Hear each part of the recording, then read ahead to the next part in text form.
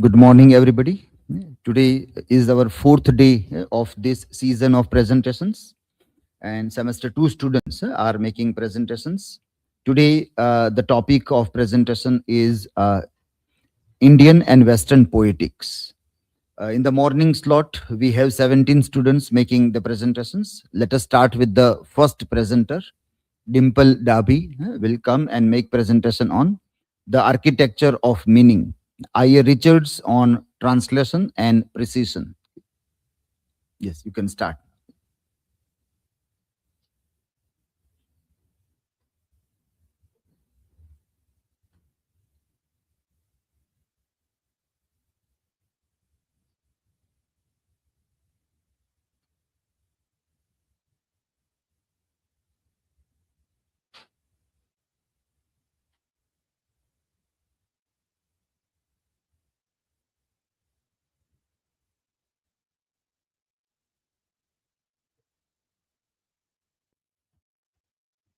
So, hello everyone, myself Dimple Dabi, and today is my presentation topic is the architecture of meaning. I Richards on translation and prism.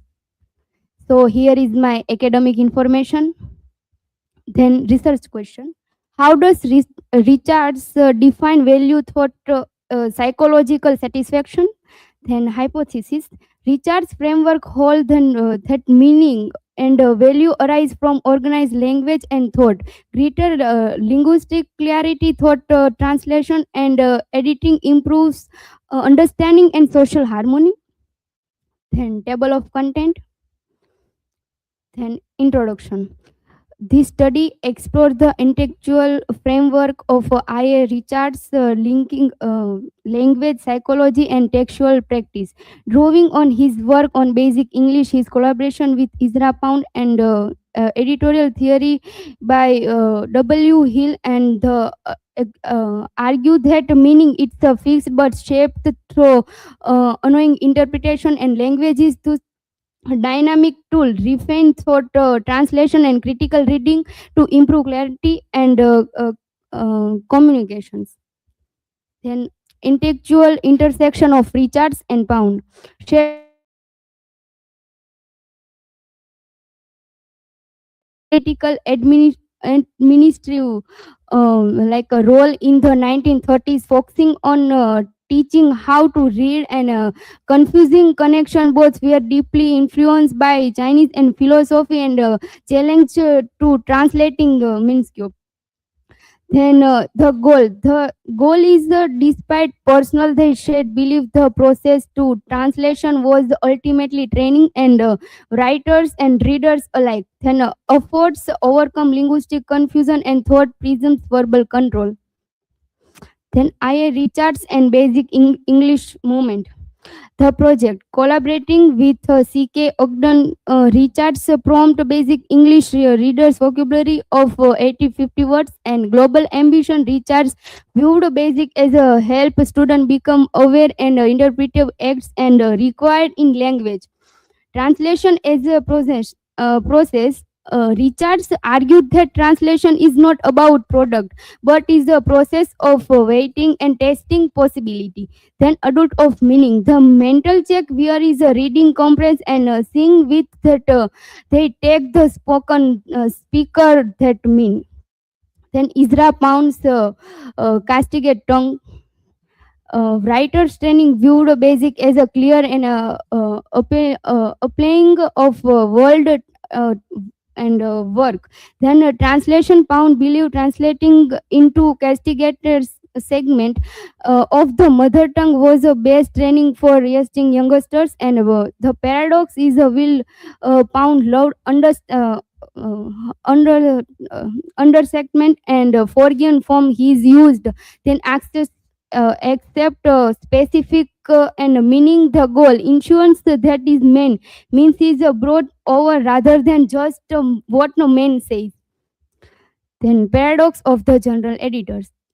Paradox that can only confers and errors exist in work generally. Then specific error where no it is it is would have been corrected. Then reality of nature. The editor is free from errors and not a described entry and that but the process itself. The goal: absence of error, authenticity, and editor's reports. Accuracy is limited, but medium is a human psychology. Then proofreading and transcription of limit of accuracy.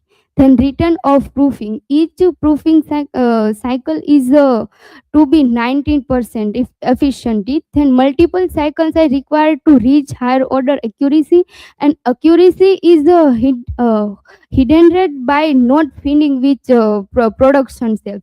Then is the case scribed use of three form in other letters. The one form was perfectly used in both capital and lowercase intents. Then, then consistency trap. It's a perfectly consistent modern text. It's a consistency because that original authors were largely indifferent to it. Poetic reflection on low over Richards and electric eyes and human insight. Psychological portrait, physical portrait, sorry. Richards is described with a breakfast juice and face linked clean and 7 inch Santa Claus. Then academic myth, he is a frame as a Peter figure and that is floating toward his own concept, conceptual century. Then in interview is a take place and house and metaphorical space is discovery like a mouse. Then poem is a poet who reads against science and technology interactions and recharges it with electric wires and psycho and symbolizes to interest how to neuropsychology of flex and interest with poetry. Then Richard's intellectual landscape, the poem reflection Richard's love to mounting mountains of finds and that is mind is imaged with words from and poetry is the high ultimate thought. Then memory interview creates a hover and frozen moment of focus. Then two pillars of Richard's criticism. Foundational Richard's theory rates two pillars of theory: value and theory of communication. Critical goal in mastering this theory allows critics and defining judgment of literary work. And Richard's move towards naturalism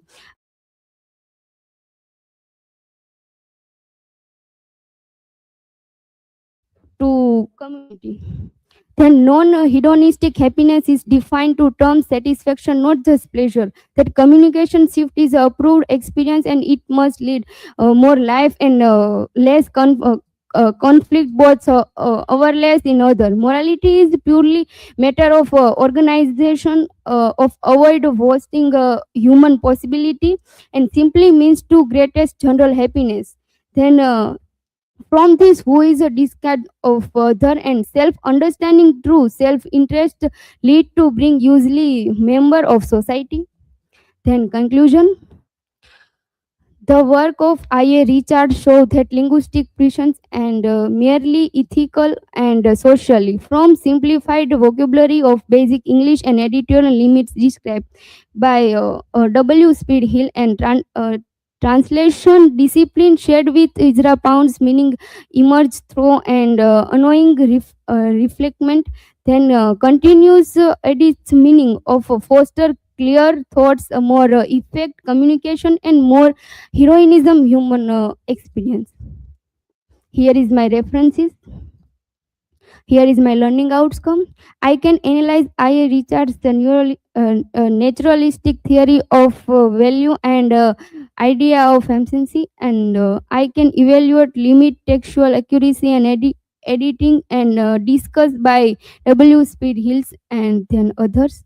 Then thank you. If you have any questions.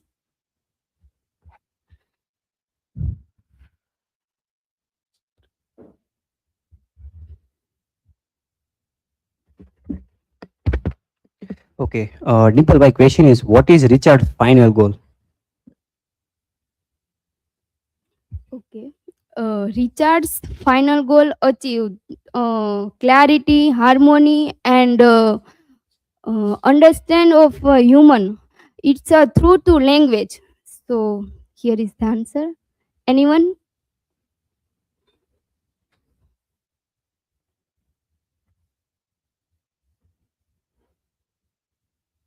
So, Dimple, my question is, what is the naturalistic theory of value?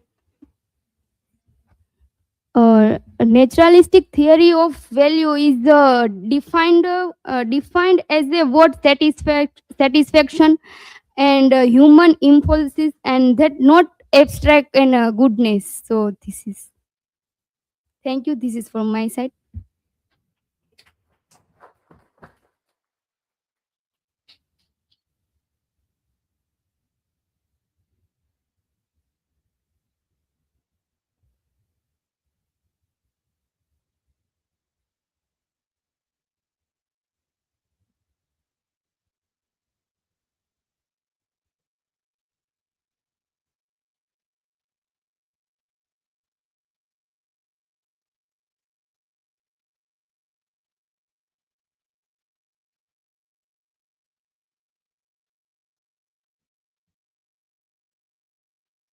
Hello. My today's topic is I. Richard's practical criticism and its context, method, and limitations. Academic details, table of content, research question: how does practical criticism shape literary interpretation and what are its limitations?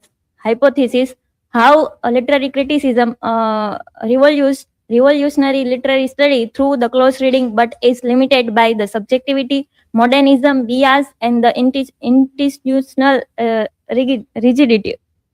Introduction: I. Richards conduct that experiment on the Cambridge University that understand how people read poetry.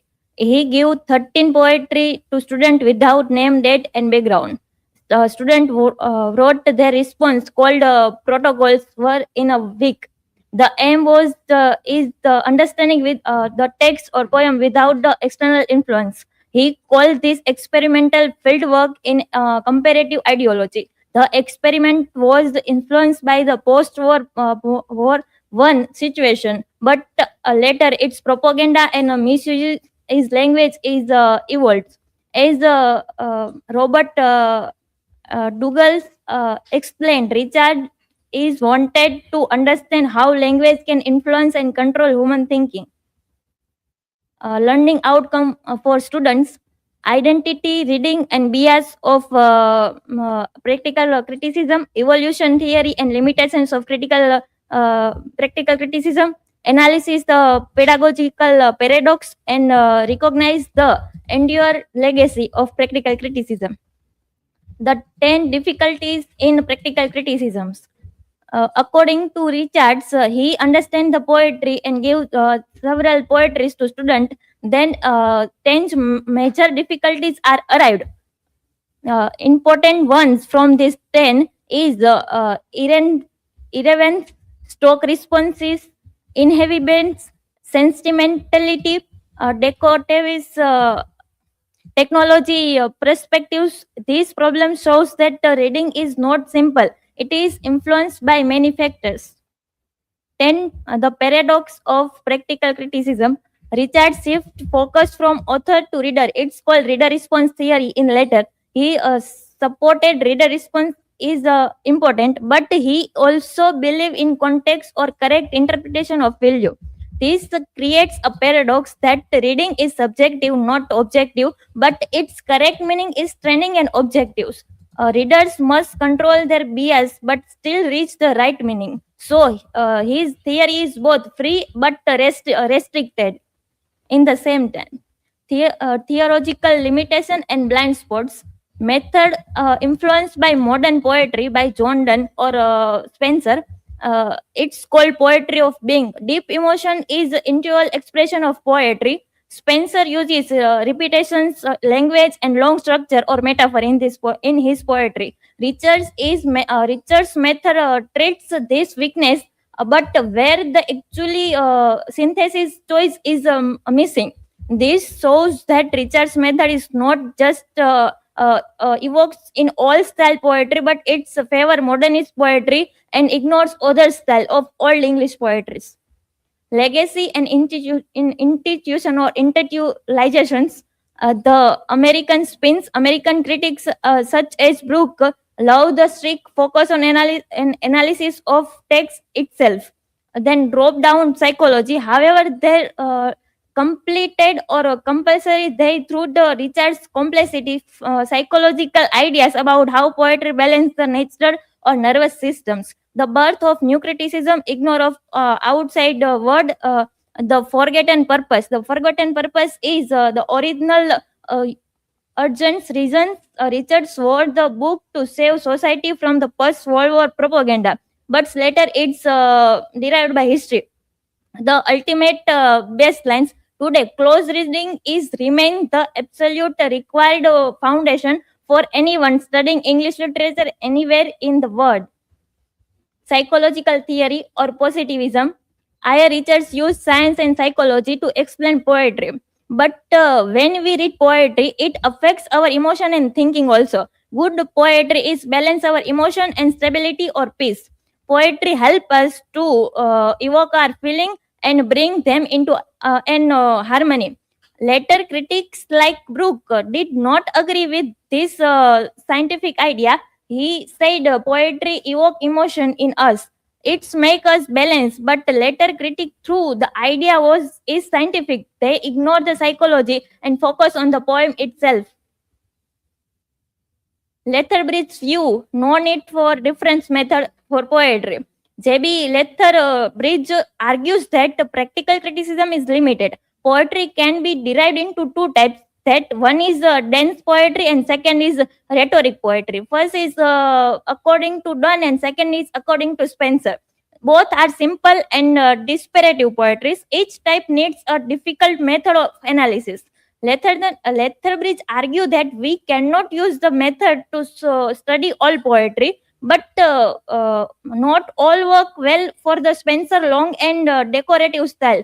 All poetry are different from modern poetry. If we use the same method for everything, it's make the conflict or gap in the research.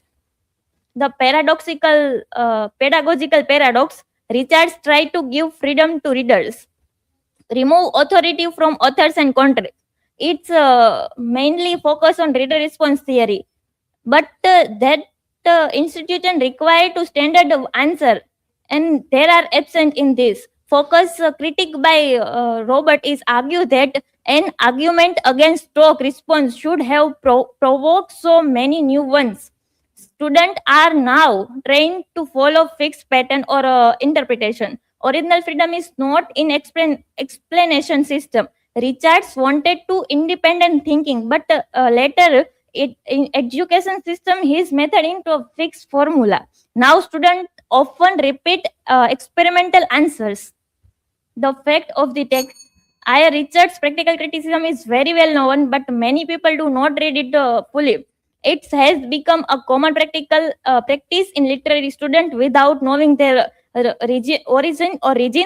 Important but not deeply understanding by student. Today, people are use Richard's method, but however, most people not read the original book according to practical criticism. But of this, the real purpose behind this method is often forgotten. Current relevance of practical criticism. The global baseline, the method is not a book but a poem. The original purpose is forgotten, and the standardized testing tools, which were begin as a reading experiment, has mutated into a strict standard testing tool for school students are not trained to follow fixed pattern of interpretation. This is detailed infographic of my presentation. Conclusion. In conclusion, I. Richards' practical criticism brought a method change in literary study by introducing close reading and reader response theory. It helps to readers understand text more carefully. However, the method is also improvements limits in it. Therefore, while practical criticism remain very important, it should be used carefully with awareness of its limitations. Work cited. Thank you. Anyone have any question?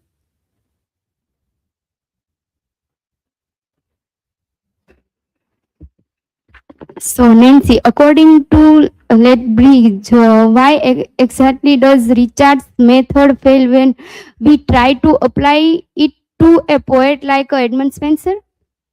Yes.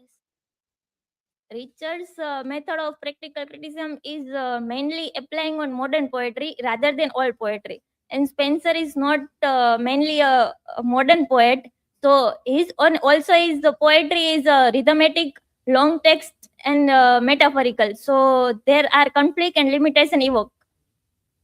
Anyone else?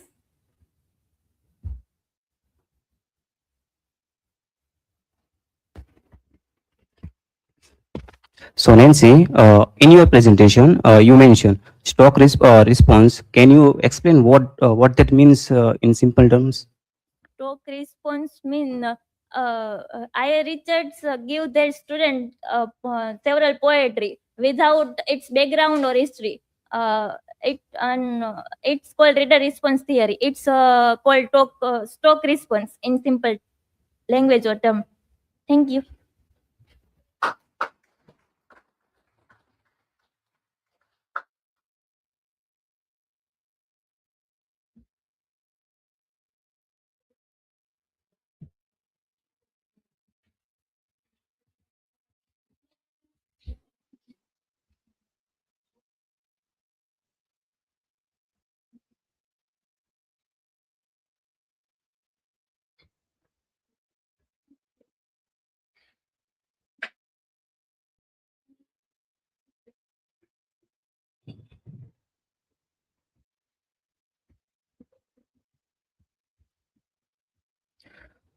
Greetings to all. I'm Sejat Chokya, and today I will deal with the topic the illusion of sense, deconstructing generative poetry through Richard's practical criticism.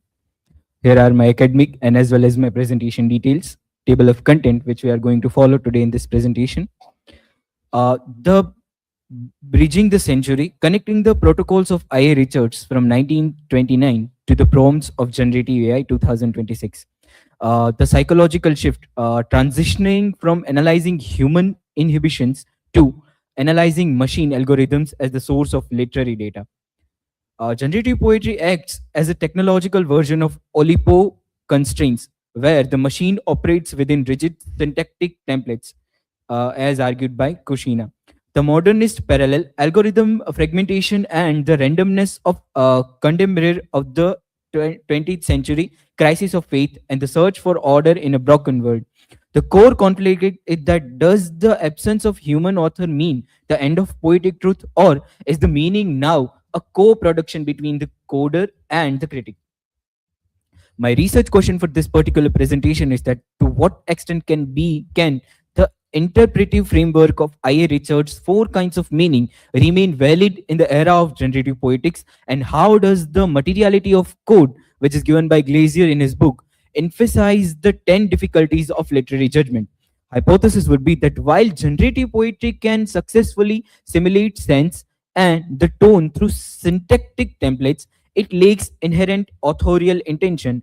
Consequently, readers tend to project human agency onto machine output because they are misled by the illusion of sense, a process that triggers stock responses, which is mentioned by Richards in his practical criticism, and causes them to rely on technical presuppositions regarding the visual and structural appearances of the text. Theoretical framework. The four kinds of meaning which given by Richard: sense, feeling, and tone and intention. Key barriers to judgment and text or a poetry. Stock responses, ready-made emotion reaction triggered by familiar words, the words which are stock into our mind, into our memory. Technical presuppositions, judging a poem by its trick, rhyme, meter, or digital interface. Pneumatic irrelevances, personal memories or strays associations projected onto the text. The emotive versus the scientific crisis. Generative poetry uses scientific logic, which is algorithm, to mimic emotive language to create a vacuum where the human intention used to be.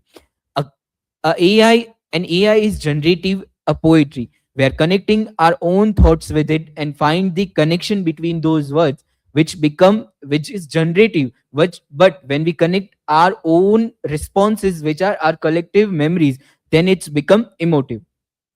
Digital materiality, code as the new canvas. Code as a substance. The digital medium is a substantive part of the Partic Act mentioned by Glazier in his book, not just as a container for words. The proper programmable signifier. Unlike the fixed page, the text is built from the unstable, manipulative code, HTML, Python, or through JavaScript. Expressive processing, mentioned by Mirsky and Metica in their work, in their critical work. Analysis must shift from the final product to the mechanical type, which is input, process, and output. Input, which is the raw data word which we give to AI as a prompt. The process, which AI use their algorithms and logical with the constraint, mathematical constraints. And the output, which comes as the transient text preserved by the reader. Critical shift, which suggests that the poem's truth is no longer in the lines, but in the mathematical process that generate them. Agency resigned. The poet is now the system designer, moving the creative act from writing to programming. The displacement of agency, reader as author. Interaction in Twine. In interactive fiction like Twine, the author's fixed intention is displayed by the reader's choice, mentioned by Salter and Moulthrop. The new creator, the poet no longer detects a path. They design a possibility space where the reader performs the acts of authorship. As with the help of AI, we work collaboratively with the AI, and we follow the idea of human co-authorship with AI. The digital stream of consciousness, hypertext act as a literalization of modernist eternity, turning the abstract fragmentation of Joyce or Woolf into a physical clickable network, as mentioned by the Salter and Moulthrop into their work. Critic conflict. If the reader chooses the sequence, does the meaning resides in the code or in the reader's mnemonic irrelevances? The work is no longer a finished product, but it become a performative process triggered by a human interaction with the AI chats or AI. Case study of Toroko Gorge and algorithmic nature. Here is the infographics which suggests this, which visualize the whole idea of case study with the Toroko Gorge. Analyzing Nick Monford's 256 characters Python generated poem. This poem is critically analyzed by Hussein, and I have taken from it a shift in temporality. Unlike the fixed text studied by Richards, Toroko Goes never ends. It is a perpetual process rather than a final product. Whenever you visit that web page of Nick Monfort, you will always get the new words which are unstructured and not in the structured form. Whenever you visit that page of Toroko Go's poem, you will always get the new generated words. The illusion of tone. The machine simulates a nature poet persona through simple permutational logic, mimic human feeling without processing it. The translation of logic. Metica and Meriki argues that to translate this poem, one must translate the underlying code, which is goes in the process, not just the vocabulary. Now the critical conflict come. If the poem sense is randomly generated, any intention found by the critic is a pneumatic irrelevances projected onto the screen. Now, what mechanical nature suggests here that the gorge is not a place, but a mathematical constraint that forces the reader to provide the emotion. Now, there is another case study of illusion of sense. Here is the whole infographic which suggests this second case study, which deals with the algorithm mimicry. Like bots like Poemx use syntactic templates to simulate human tone and sense. The frequency strip that suggests that machine mimics poetic patterns, tricking the readers into perceiving a human feeling. The interface strip, by mistaking the materiality of a clean digital interface for authorial wisdom, reader commit a technical presupposition, which is also an error. The social media frontier and identity of remix. The digital identity crisis. Digital platform blur the line between human and machine creativity, challenging the traditional lone author myth. The democratization of muse. AI and generative tools act as a mechanical muse, shifting the focus from individual genius to collective remix culture. The feedback loop. Social media algorithms prioritize tone and feeling over complex sense, encouraging stock responses through like shares. The post-human poet identity is no longer a fixed point. It is a fluid process shaped by the interaction between the user and the interface in the code. The pedagogical impact, digital poetics in the classroom.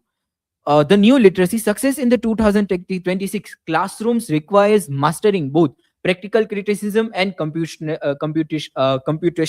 thinking. Institutional critique, planned obsessions, documenting process, recognizing that the code is the only surviving inference, the academy versus network, this traditional scholarship value, the fixed book, but digital poetry is a network process that resists archiving. Here is the infographic which suggests that idea. Both this infographic suggests the whole idea of this presentation. One is with this generated with the notebook LM, another with the another generated with the help of uh, Gemini. Now, conclusion. While machines successfully simulate sense and tone, they lack the inherent leave intention. The algorithm can calculate a poem, but it cannot intend a meaning, as argued by I.A. Richards in Practical Criticism for the particular text and poem. In generative poetics, the meaning is often a stock responses. Generative poem stock responses, which we can take the example of algorithm. The readers feels the intentional vacuum left by the algorithm with their own projection. We must transition from judging the product on the screen to analyzing the materiality of the process to understand digital authorship. Hypertext act as a literalization of modernist interiority, turning the abstract fragmentation of Joyce or Woolf into a physical clickable network of code. The role of the 2026 critic is to distinguish between mathematical probability and poetic truth, ensuring the technical presupposition of the screen do not replace the rigor of practical criticism. Here is the slide of acknowledgement, the references that I have used for this presentation. Now, if you have any question, please feel free to ask.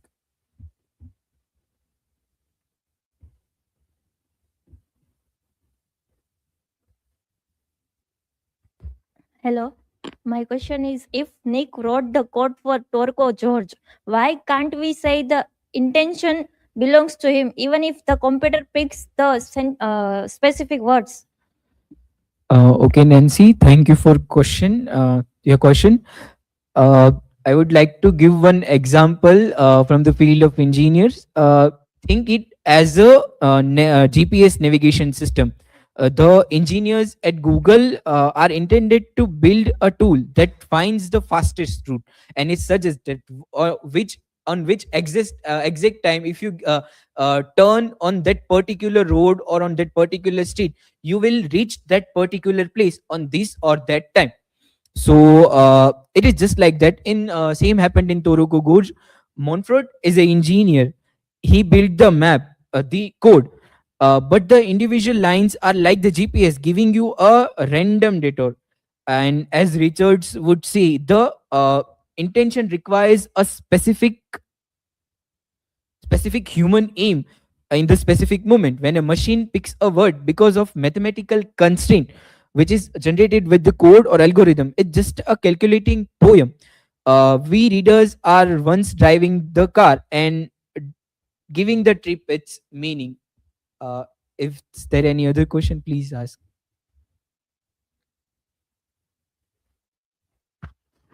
So Sejad, if a readers feel a genuine emotional connection to an AI poem, does it really matter if it was randomly generated? Okay, Dimple, thank you for your question.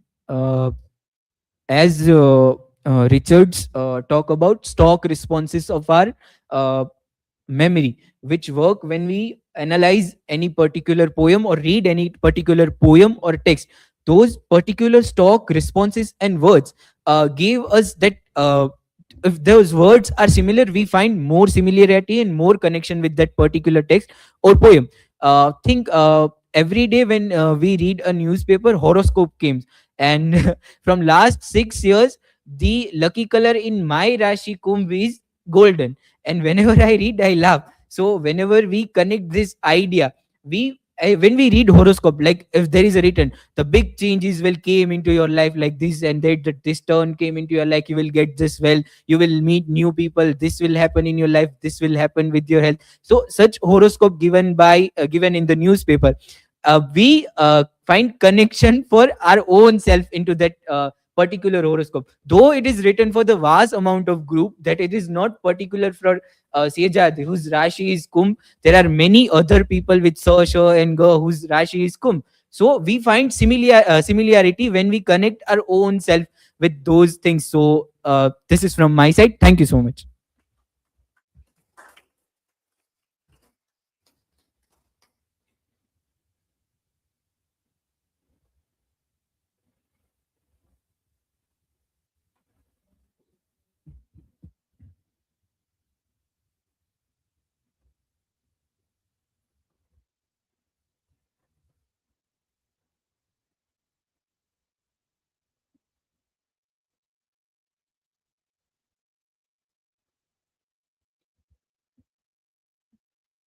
Hello everyone, I am Khushi Parmar and my today's topic is Rasa and Dhwani, crafting emotion through suggestion.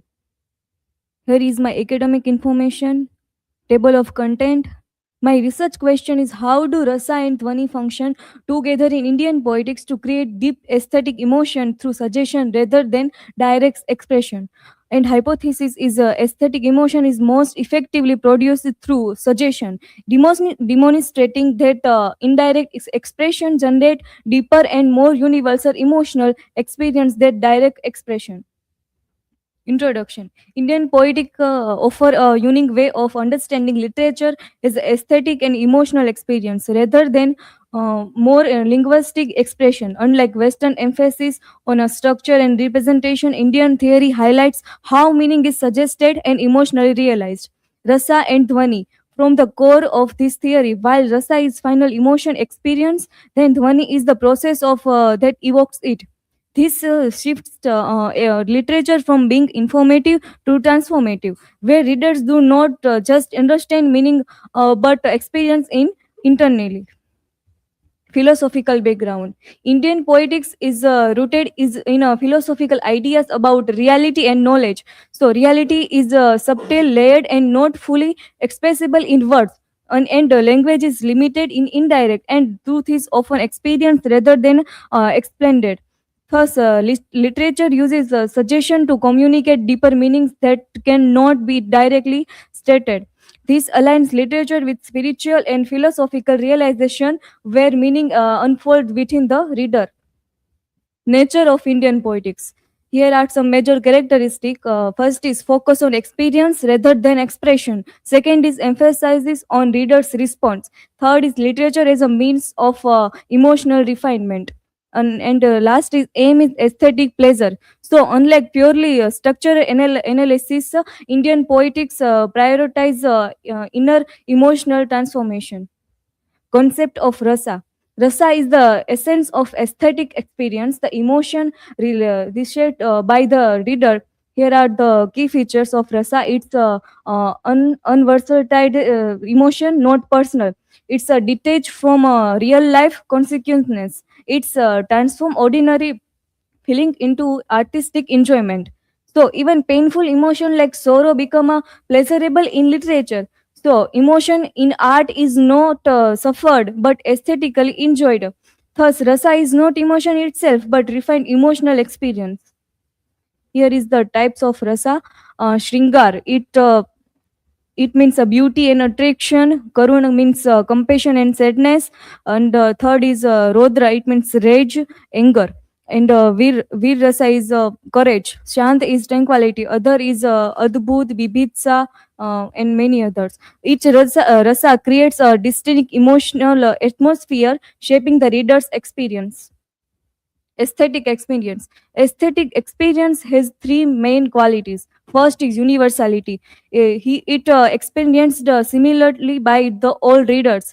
And second is detachment, free from personal involvement. And third one is inner realization. It occurs within consciousness. So literature becomes a safe emotional space where feelings are experienced and without real consequences. Concept of Dhwani. So, Dhwani refers to a suggested meaning beyond literal and explicit expression. So here is the key aspect of Dhwani. It's indirect and subtle. It's create a depth, richness. It allows multiple interpretations. So the soul of poetry lies in a suggestion rather than statement. Without Dhwani, literature becomes a flat and limited. Levels of meaning. Here is the three levels of Dhwani. The first is literal. It means abhidha, direct meaning. Second is indicative, lakshana, implied a meaning. Third one is suggested, vyanjana, deepest meaning. So the third level is the most important because it creates a aesthetic experience. Dhwani as a process. Dhwani operates as a gradual process. Meaning is not immediate. Reader actively interprets. Multiple meanings are emerged. Emotional depth increases over time. So suggestion opened a field of meanings beyond direct expression. So we can say this makes a literature dynamic and engaging. Rasa and Dhwani relation. Dhwani it means and rasa is the result. And Dhwani invokes emotional that transform into rasa. Without Dhwani, rasa cannot teach as a full depth. So together they form a complete aesthetic system. Alankara versus Dhwani. Alankar, a figure of speech and ornamentations. Dhwani is a deeper suggested meaning. Ornamentation enriches beauty, but suggestion creates depth. True poetry depends on Dhwani than Alankar. Here is the modern interpretation. Modern thinkers related Dhwani through reader response theory, post-structuralism, multiplicity of meaning. So suggestion allows text to remain open, dynamic across time. Shows relevance of Indian poetics in modern literary theory. Here is the analytical table. Here is the whole infograph of my presentation. Then conclusion. So in Indian poetics, literature achieves its highest aesthetic effect through suggestion rather than direct expression. So the research question is answered by demonstrating the Dhwani function as the essential mechanism through which rasa is produced. So the hypothesis is validated. Indirect expression generate a deeper, richer, and more universal emotion. Experience then explicit such statements. Thus, literature becomes a powerful when meaning is not imposed by experience internally, making suggestion the core of aesthetic theory. So here is my learning outcome. I have developed a clear understanding of rasa as a refined aesthetic emotion beyond a personal feeling.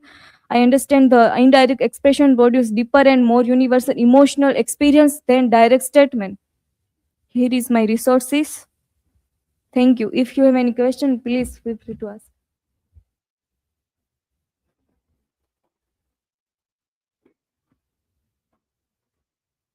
Hello, Khushi. Can rasa be considered a form of aesthetic transcendence rather than mere emotional response? Yes, rasa is more than simple than emotion.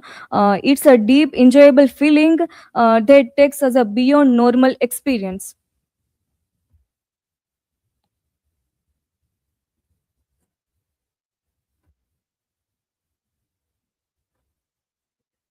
So, Kushi, can Dhwani be compared with the concept of subtext in the modern film studies?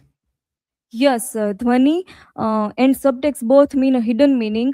In film studies and Dhwani, we can say in the film studies we can see Dhwani as a action and feelings and silence or hints. So thank you. This is from my side.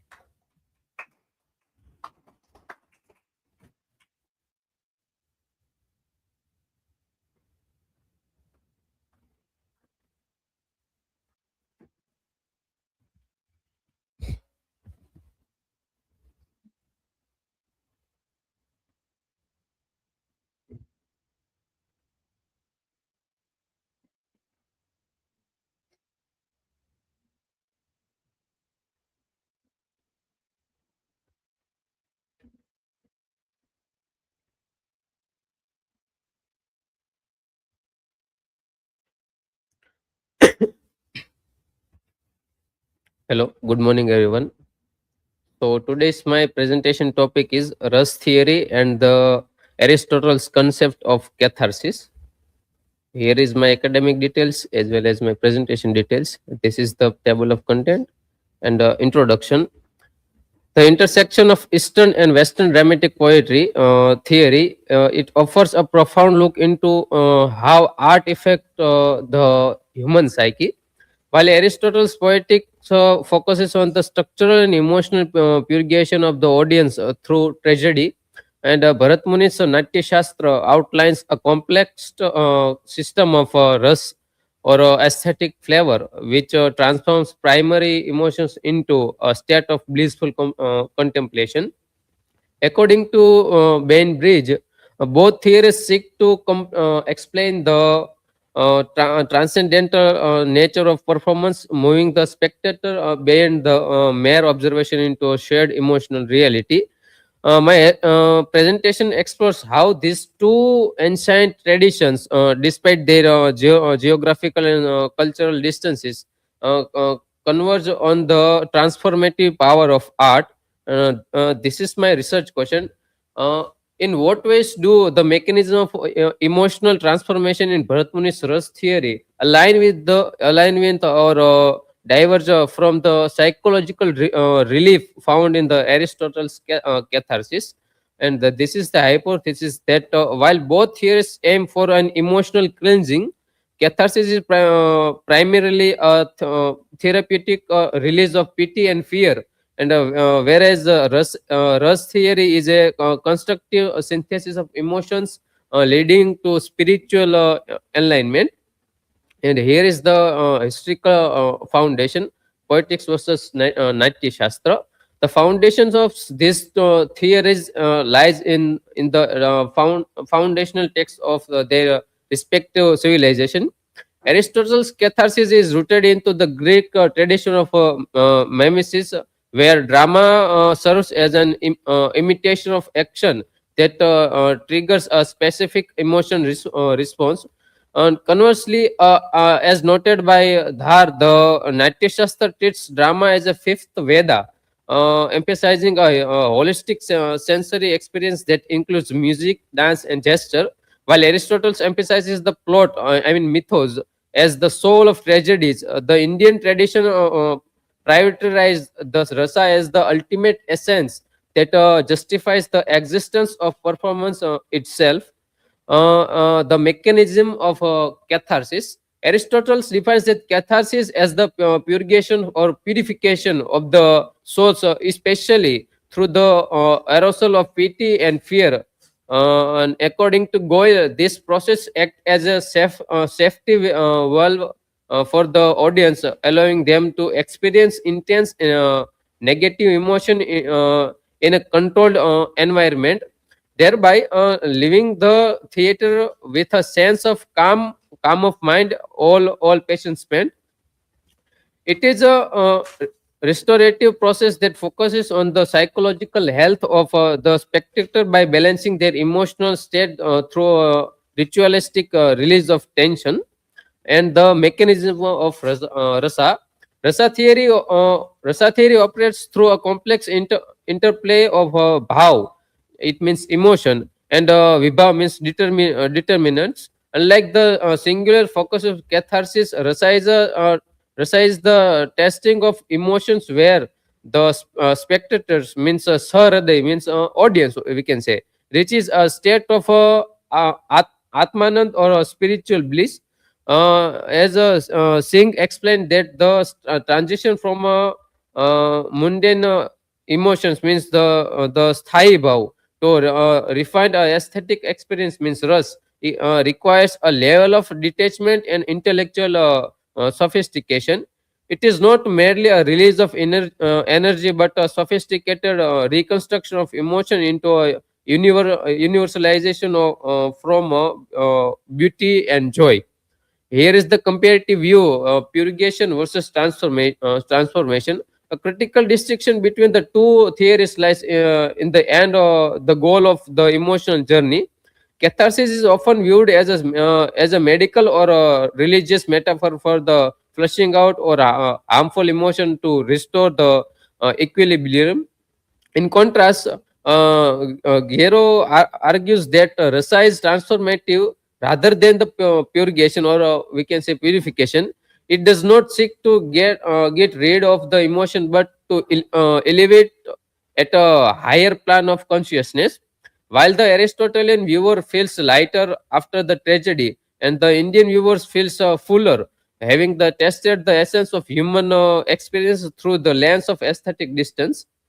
Here is the role of the spectator. Both theories places immense importance on the audience, but they demand different types of engagement. In Western aesthetic, the spectator is a witness to a tragic arc that evokes empathy, and in the Indian context, the concept of Sahriday means one of the similar-hearted is central. The audience must be culturally and emotionally prepared to release the rasa, as Goel suggests that while catharsis can be experienced by the anyone capable of pity, and the rasa requires a cultivated sensitivity to the nuances of performance, bridging the gap between the actor's portrayal and the viewer's internal realization. The structural difference in drama, the structural requirement for these two experiences differ significantly in their classical application. Aristotelian drama typically follows a linear progression toward a climax that triggers the cathartic moment. In Indian drama, however, is often episodic, circular, designed to sustain a particular mood or flavor throughout the performance.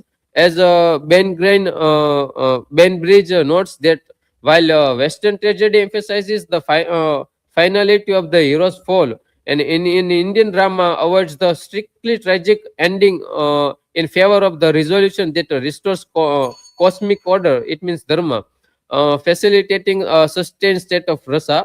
And here is the cinematic modern application.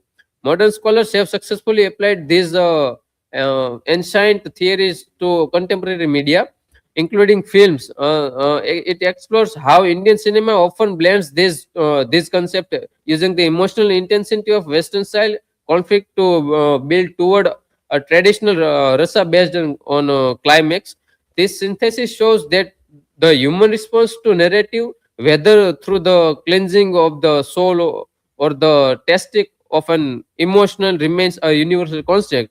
The enduring relevance of these theories proves that they are not static historical artifacts, but dynamic tools for the understanding modern storytelling. And here is the conclusion. In the conclusion, while catharsis and rasa emerge from the different philosophical worldviews, they both validate the necessity of art in the human experience. Aristotle provides a framework for the emotional regulation and the psychological relief, while Bharat Munis offers a path towards spiritual and aesthetic transcendent. As Dar and Goel suggest that these two theories are sides of the same coin. One focuses on the external relief of the psyche, and the another one is internal elevation of the spirit. Together, they offer a comprehensive understanding of why we are moved by the stage and the screen. And here is my learning outcome. Through this study, I have developed a comparative framework to analyze Eastern and Western aesthetic theories. I have learned to distinguish between the purgative nature of catharsis and the transformative nature of Russ theory.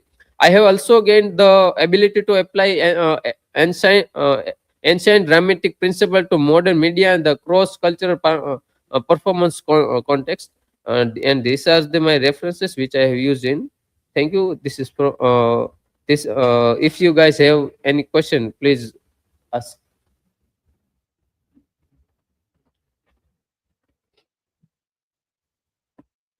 So my question is, what is the main difference between catharsis and rasa theory? Okay, thank you, Kushi. So basically, the difference between catharsis and rasa. Catharsis is the purification of emotions like pity and fear, which helps to relieve the emotion. And the rus theory is about the emotion, and which transform rus into aesthetics. So this is the difference between catharsis and ras. Anyone else?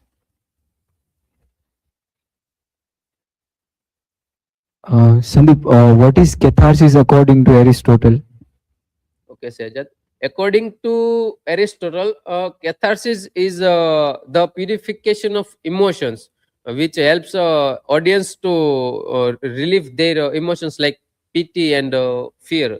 So this is from my side. Thank you.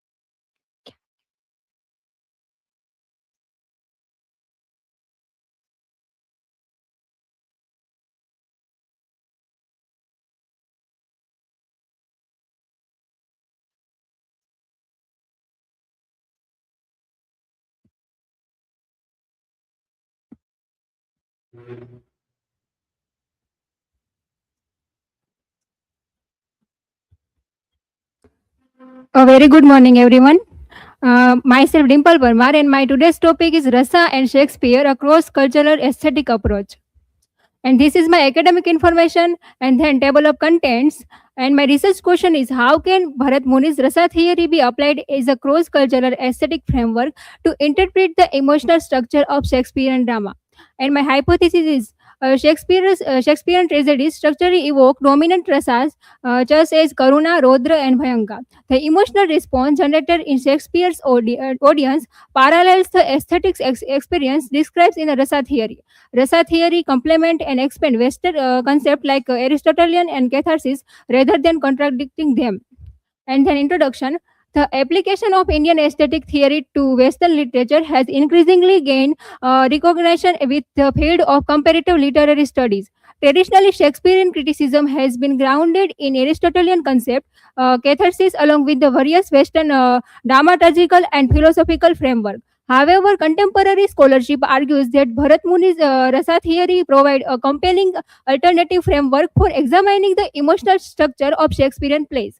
Rather than focusing solely on moral conflict or tragic flow, this approach emphasizes the systematic evocation and aesthetics experience of emotion as the core of dramatic art. And then central argument, Rasa theory provides a systematic emotional framework, then enhance the expand traditional Shakespearean criticism and the metaphysics of rasa swad, structural mechanics of aesthetics transformation, the axiom of nispasti, that means emergence. Rasa is the not produced but manifested through the alchemical formula vibhava plus anubhava plus vyabhichari bhava equal to rasa. The triad function as the objective correlative that evaluates a dormant sthai bhava, that means permanent mood, into a state of active aesthetic relish. And then the role of the hridaya, the idle spectator. Rasa is not inherent in the text, but it realized in the heart of the hridaya, the one of the similar heart. And then aesthetic detachment, the audience experience a relishing karnava of the emotion without being personally harmed by the tragedy. And sadharanikaran, the process of universalization where the character pain become a generalized human experience. And then the structure of synthesis of Shakespearean rasa, from moral purgation to aesthetic realization, the metamorphosis of the affect from hamartia to vibhava, the conceptual shift. We move beyond the Aristotelian tragic flow, hamartia, to view emotion like jealousy, ambition, and the rage as a vibhavas. Affective engineering. These emotions are not mere psychological traits of character, they are the technical building block used to construct universalized mood. And the transcendental turn, the audience moves from lokika, that means mundane personal grief, to alokika, extraordinary, where the tasting of the tragedy provides a state of ananda. And then decolonizing Shakespeare, challenging Eurocentrism, applying rasa theory to the bard in the act of intellectual decolonization. It proves that Indian poetics possess a sophisticated universal vocabulary capable of critiquing Western masterpiece. the universal label. Shakespeare is often called universal, but Rasa theory explains why his plays are constructed around the 8 biological sthai bhavas that are the common to all humanity. And then the ontological transformation of emotion into aesthetic experience, shift of reality. In aesthetics experience, emotion are not live as a real event, but as a refined representation, allowing the spectator to engage without personal involvement. De-individualization of feeling. While watching Macbeth or Othello, emotion lose their personal ownership and become universalized state, accessible to every spectator. And aesthetic meditation, the stage function as the meditating space where the raw emotion are processed, structured, and evaluated into a form that can be aesthetically experienced rather than directly suffered. And then the dramaturgy of affect, emotion as the aesthetic construct. Beyond the characterology, in the Shakespearean tragic arc, emotion just as a jealousy, ambition, and rage are not merely intrinsic psychological traits. Instead, they function as an aesthetic construct designed to facilitate a specific audience response. The teleology of relish. Western criticism often seeks a moral resolution or a lesson. However, examined through the Natya Shastra, the tragic effect in an aesthetic culmination. The goal is not more lecture, but the successful transition from bhava to rasa. And Othello, jealousy and the rise of Rodra Rasa. The primary sthai bhava. Ashi Rodriguez identifies Irsha, that means jealousy, not merely a character flaw, but is a foundational emotional disposition structuring the entire tragic arc. Iago as the malignant vibhava. Iago functions as the primary alambana vibhava. His rhetoric acts as a series of uddipana vibhava that systematically destabilize Othello's psychological equilibrium. And then somatic and behavior anubhavas. Othello's physical agitation, incoherent speech, and eventual falling in a trance are the consequent of internal decay, signaling the transition from Shanti to Rodra. And then Macbeth, the phenomenology of Bhyanga and Bibhatsa, the duality of affect. Rashmit Kaur argues that Macbeth does not merely depict fear, it constructs a systematic aesthetic of Bhayankara, the end of Bibhatsa, and then supernatural as the Alambana Vibhava.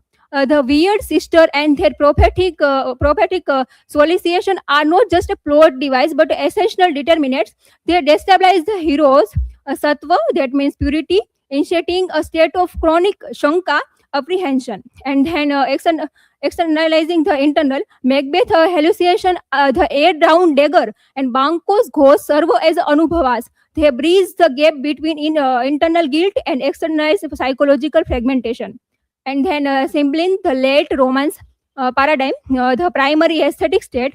Unlike the tragic finality of Macbeth or Othello, Cymbeline is the governed by Adbhut Rasa. Its primary goal is not purgation but the cultivation of Vismaya in the Hridaya. And the post-tragic vision at the late Romance, the play aligned with the Indian dramatic tradition, that means Nataka, which traditionally avoids the pure tragedy in favor of cosmic restoration. The wonder of the play serves to validate the presence of divine or benevolent providence. And then comparative aesthetic significance, ontological universality. The collective scholarship of Koshi and Kaur assert that Rasa is not a culturally insular artifact of Sanskrit drama, but a phenomenological construct of human affect that transcends geographical and temporal boundaries. Architecture isomorphism. Shakespeare dramatic structure exhibit a sophisticated emotional architecture that mirrors Bharata's theoretical model. This suggests that Ras Nispasti is a biological reality of performance regardless is a Western origin. Interpretative experiencism, rather than displacing Aristotelian memes, the application of Rasa theory serves as a supplementary enrichment. It shifts the critical focus on plot as a logic to emotion as a relish, allowing for a more nuanced apprehension of the aswada. And then this is a conclusion. Bharat Muni's Rasa theory can be successfully applied to William Shakespeare plays, proving its cross-cultural relevance. Shakespeare tragedies evoke rasas like Karuna, Rodra, and Bhayankara, showing a strong similarity with Indian aesthetic. The audience emotional experience in Shakespeare aligns with the rasa concept of aesthetic enjoyment. Rasa theory complements Aristotle's idea of catharsis, offering deeper emotional insight. This approach challenges Eurocentrism and highlights the richness of Indian poetics. Rasa theory acts as a bridge between Eastern and Western literary tradition, making it a universal framework. And this is my learning outcomes. I can effectively apply Bharat Muni's Rasa theory to critically analyze the plays of William Shakespeare. I can accurately identify and interpret Rasa, Karuna, Rodra, and Bhayankara with the Shakespearean tragedies. I can clearly explain Rasa theory as a sophisticated cross-cultural aesthetic framework. And this is a wall infographic of my presentation. And this is the references. If you have any one question, please ask.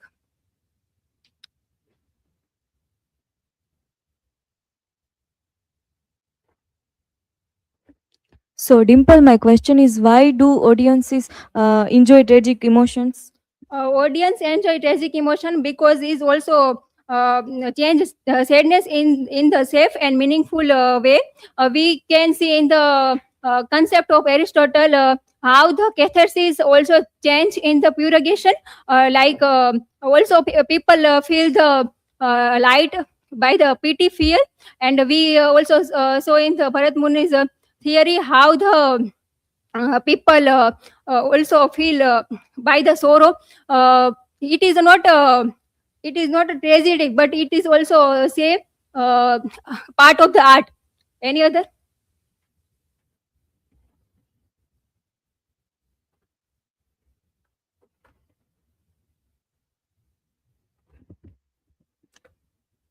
Dimple, my question is Rasa theory limited to Indian literature? No, Rasa theory is not limited to Indian literature because some universal emotion also are same in everywhere. So it is not limited to the only Indian literature. Thank you.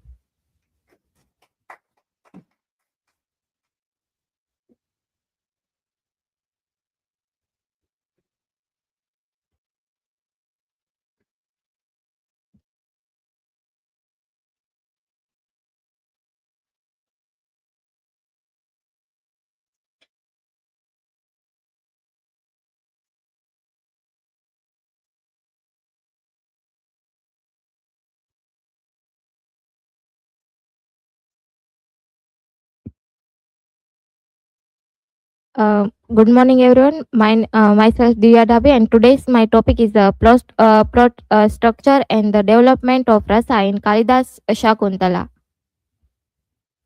Here is my academic information. Table of content. My research question is how does Kalidas structure the plot of Abhignan Shakuntala to progressively develop and sustain Shringar Ras in accordance with the classical Sanskrit aesthetic theory? Hypothesis. This study hypothesized that Kalidas deliberately designs the plot of Abhignan Shakuntala according to classical dramaturgical principles so that every major narrative movement, union, separation, and reunion functions primarily to refine, deepen, and finally fulfill Shringar Ras rather than merely to advance the storyline. Introduction. Abhignan Shakuntalam by Kalidas perfectly blends plot structure with Ras, making it a key work in Indian drama. The play is grounded in a Ras theory as formulated by Bharat Muni in the Natya Shastra, where aesthetic experience arises from the interaction of Vaibhav, Anubhav, and Vaibhichari Bhav, culminating in a dominant Sthai Bhav. Shakuntala is not episodic but structurally organized throughout the five sandhis, which regulate emotional progression and ensure aesthetic coherence throughout the play. The plot primarily develops Shringaras, means erotic love, throughout the stage of attraction, separation, suffering, and reunion, while also incorporating Karun, Shant, and Veer rasas without disrupting aesthetic balance. Ras theory, foundation and concept. Ras theory is formulated in the Natya Shastra by Bharat Muni, which defines the primary aim of drama as a certain of aesthetic pleasure, means rasa for the audience. Rasa refers to the flavor or refined emotional experience that the spectator enjoys, rather than the raw emotion felt by character. Rasa is produced throughout the interaction of Vaibhava, means determinants or a cause of emotion. Anubhav means external expression or response, and Vibhichari bhav means transitory emotional state. This element culminate in a dominant or and stable emotion known as the sthai bhav, which is transformed into ras throughout aesthetic experience. The Indian plot model, a five-fold samadhi structure. Classical Sanskrit drama does not follow Western three-act structure, but is organized throughout a five-fold sandhi model that governs the both narrative progression and emotional development. The five division: Mukha means opening, Pratimukha means progression, Garbha means development, Vimarsa means reflection, and Nirvahana means conclusion. Function is a calibrated celebrated stage throughout which ras is gradually cultivated rather than abruptly produced. Its sandhi act as an aesthetic juncture where plot movement is subordinated to emotional modulation, ensuring continuity and balance in the audience experience. In Shakuntala, these divisions are organically integrated, allowing anticipation, tension, and resolution to unfold in harmony with Ras theory rather than as a rigid formal unit. Sandhi, setting the emotional stage. The Mukh Sandhi function as the opening phase of the play, introducing the hermitage setting which create a peaceful, harmonious, and morally pure environment. This tranquil setting prepares the audience emotionally, encouraging calm attention and aesthetic uh, recapitulativity rather than a dramatic excitement. King Dushyant's first sight of Shakuntala becomes central Vaibhava means a determinant for the rise of her Shringaras as an attraction is experienced throughout the admiration rather than overt desire. Pratimukh Sandhi, depending emotional bonds. The Pratimukha Sandhi represents the phase in which the initial attraction between Dushyanta and Shakuntala develops into a deeper emotional connection. This stage emphasizes courteous dialogue, mutual respect, and shared experience, which gradually transform admiration into affectionate attachment. Emotional progression occurs subtly throughout the glances, poses, gestures, and poetic speech rather than through dramatic declaration of love. Edwin observed that Shakuntala's response and emotional restraint play a critical role in shaping the forward movement of rasa. This movement of function is Vaibhav's and Anubhav's structurally designed to intensify Shringaras while maintaining aesthetic decorum. Garbha Sandhi, plot development and separation. The Garbha Sandhi marks the phase of narrative development where the plot introduced significant obstacles that test the protagonist relationship. The most critical event in this stage is Durvasa's curse, which caused King Dushyant to forget Shakuntala, creating both emotional and narrative tension. This episode is not a mere plot device, it functions as a structural mechanism to transform ras from Samyoga Shringar, means union, to Vipralambha Shringar, means separation. Vimarsa Sandhi, emotional reflection and pause. The Vimarsa Sandhi is a reflective stage in the play where the narrative pauses to allow both characters and audience to contemplate the consequences of separation. Shakuntala's introspection during this phase show her inner turmoil and moral conflict and lingering hope, highlighting the psychological realism of her character. Dushanta's isolated memories serve as a mirror to Shakuntala's emotional state, reinforcing the sense of mutual longing and enhancing audience empathy. Nirvana Sandhi, recognition and aesthetic resolution. The Nirvana Sandhi represent the concluding phase of the play where narrative and emotional arc reach completion and harmony. The reunion of Dushyant and Shakuntala occurs throughout the rediscovery of the ring, which functions as a symbol of memory, identity, and enduring love. This act for recognition serve as a catalyst for the resolution of Vipralamba Shringar, means love in separation, restoring both emotional continuity and aesthetic equilibrium. Rasa in action. Shringar as a dominant emotional current in Shakuntala, while the play evoke multiple ras. Shringar is the primary emotional current guiding audience engagement throughout the narrative. Shingaras is expressed in two complementary forms. Samyoga means the joy and delight of union between Dushyant and Shakuntala. Vipralamba means the longing, anticipation, and emotional intensity arising from their separation. Plot symmetry and emotional echoes.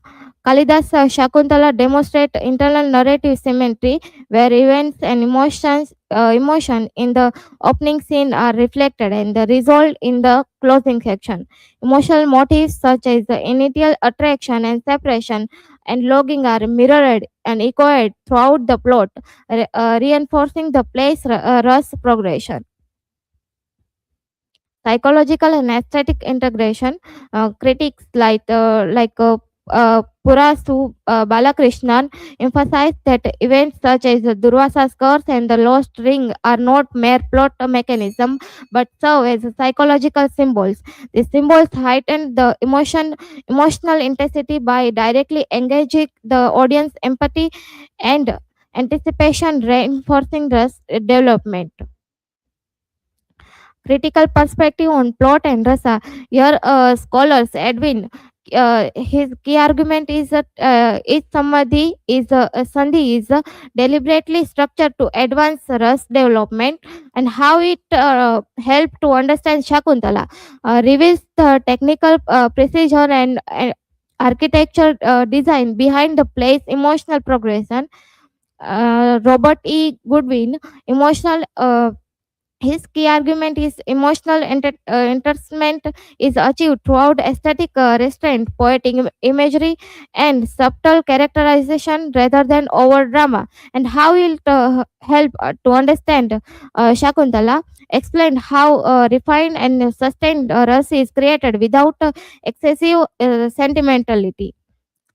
Herman Taken, his key argument is the warns against reducing rasa to single emotion, emphasizing multi-layered emotional texture, including secondary ras like Karun and Veer, and how it helps to understand Shakuntala, shows how emotional complexity enriches the overall aesthetic effect of the play.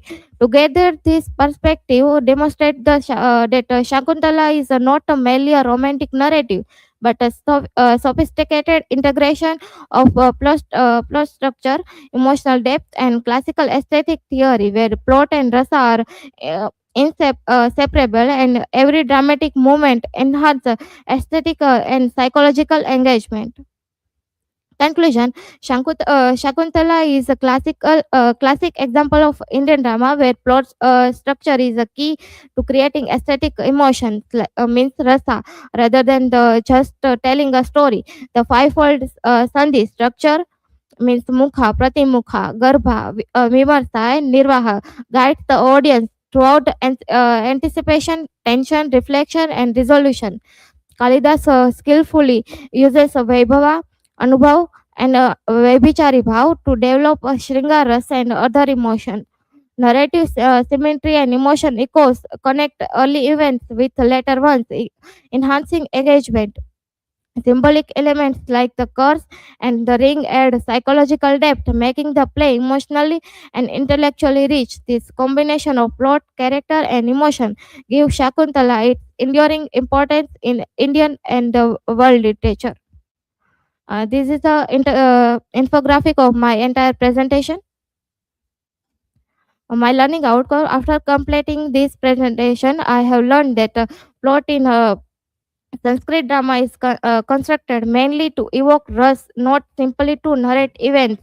Shakuntala follows a carefully planned structure, progression that sustain emotional balance and aesthetic pleasure.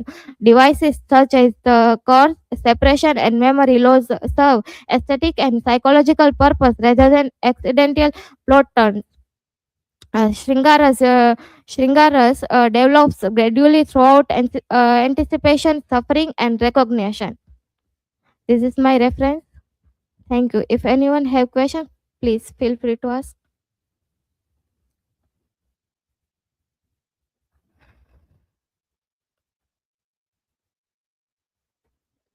So Divya, my question is, if the goal of the play is rasa, then why does Kalidas focus so heavily on sandhis? Because rasa is not sudden explosion of emotion. It is a it's like a refined taste that must be cooked slowly, and some sandhi act like recipe that regulate the heat, means tension, and and adding ingredient that means plot points that the it at exactly right time, so that audience can easily digest the emotion experienced by the final act. Anyone else?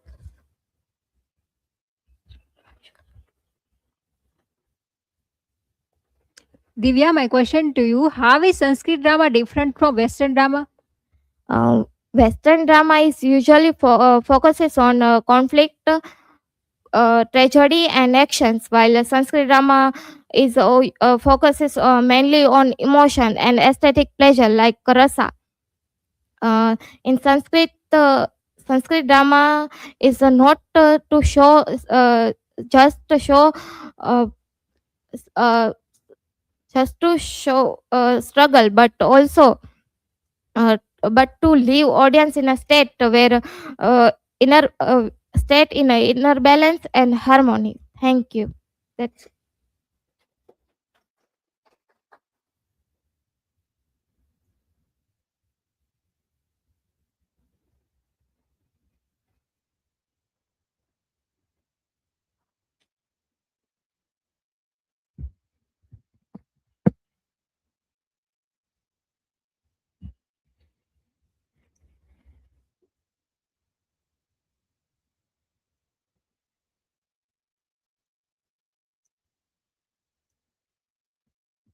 Hello everyone. Today my presentation topic is exploring Bharat Rasa theory in Abhignan Shakuntalam structure and aesthetic unity.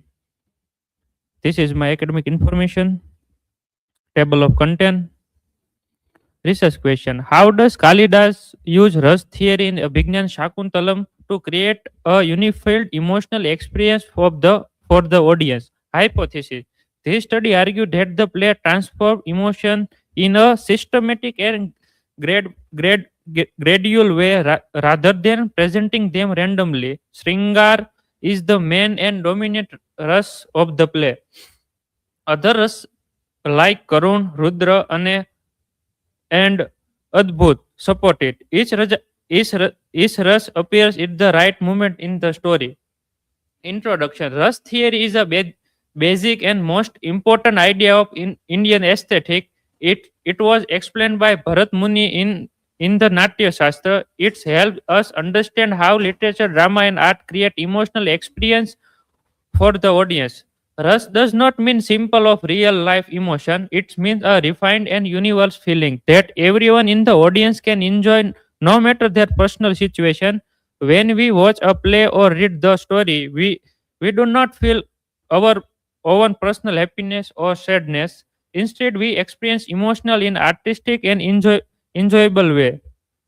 Structure of the play. The structure of Abhignan Shakuntalam follow the natural emotional journey. The story careful arranged so that different rush development step by step. Beginning, love and attraction, middle, conflict, curse and separation, and recognition and union. Overall idea, the play from love, separation and reunion, each stage add a new emotional layer. Rush development in structure way. Rush theory. Rush theory ex- explained by Bharat Muni in Natya Shastra describe how emotion in literature are transformed into the an aesthetic experience for the audience is not just about showing feeling but about presenting them in a way that the audience can enjoy. According to Bharat Muni, ras is created through three important elements: vibhav, anubhav, and vyabhichari bhav. Story overview. Abhignan Shakuntalam tells the story of King Dushyant and Shakuntala and how their relationship developed through love, separation, and reunion. At the beginning, King Dushyant visits a forest hermitage where he meets Shakuntala. He attracts for her beauty and simplicity, and gradually they fall in love. They marry through the Gandharva marriage, which is a form of marriage based on mutual consent. This storyline follows the clear pattern love, separation, reunion, which naturally support the development of different ras. Domestic ras. The central and most important emotion in Abhignan Shakuntalam is Sringar. It controls the overall emotion, the tone of the play, and connect the whole part of the story. Sambhog Sringar. This is stage where lovers are together. Example, their meeting and time spent together in the forest. Vipralabh Sringar. This is love experienced through distant and longing. Overall significance, Sringar is considered the most complex rasa. Is include both joy and sorrow. Karun Ras. In Abhignan Shakuntalam, Karun Ras appear most strongly in court, since where Shakuntala is rejected by King Dushyant because of this Durvasa curse. Dushyant fails to recognize her. When Shakuntala comes to the court with hope and trust, she accepted, but instead she denied and humiliated. This moment becomes the most emotional scenes in the play. Rudra Bhayanak Ras. The in Abhignan Shakuntalam, Rudra and Bhayanak Ras appear is a crucial turning point of the story. Uh, uh, Sheikh Darwasa visits the hermitage by Shakuntal, lost his through of love, does not welcome him properly. This desperate mark make the sage extremely angry. In this anger, is curse Shakuntala that the person she is thinking about will forget her. Veeras. In Abhignan Shakuntalam, Veeras is in the character of King Dushyant, who is present as ideal and powerful ruler. He is shown as a brave king, a responsible leader, and person with strength, courage, and confidence. For example, at the beginning of the play, Dushyant is engaged in hunting of the protecting the forest. The show of physical strength and kindly quality. Even later, his sin of duty reflect his heroic nature. This quality create Veeras which highlight the courage and heroism. Hasya and Adbhut Ras. In Abhignan Shakuntalam, Hasya and Adbhut Ras plays important supporting role by making the story more lively and engaging. Hasya Ras appears in light and playful moment, especially hermitage scenes. Adbhut Ras, Adbhut is seen in magical and surprising event in the play. Shantaras. In Abhignan Shakuntalam, Shantaras appear in the end of the play and represent the final emotional stage. Psychological interpretation. Ras theory works not only a level of the story or emotional, but also at the level of the mind of the audience. It explains how viewers respond internally to what they see on stage and stage or read in literature. When people watch Abhignan Shakuntalam, they do not feel real life suffering or personal pain. Instead, they experience emotional and controlled and artistic form. Rush has a aesthetic experience. Rush theory explains that literature does not simply show emotional, it transforms them to aesthetic experience. This means the personal feeling are changed into something universal and enjoyable for everyone. This is a detailed infographic of my whole presentation. Conclusion: Abhignan Shakuntalam by Kalidas stand is one of the finest example of Rus theory in practice. The play does not present emotional randomly, instead it follows and carefully structured emotional journey from love and separation in finally reunion. Kalidas successfully demonstrates that literature has the power to transform ordinary human emotion into something artistic, universal, and enjoyable. The audience does not simply watch the story; they experience a refined emotional journey. This is my references. Thank you.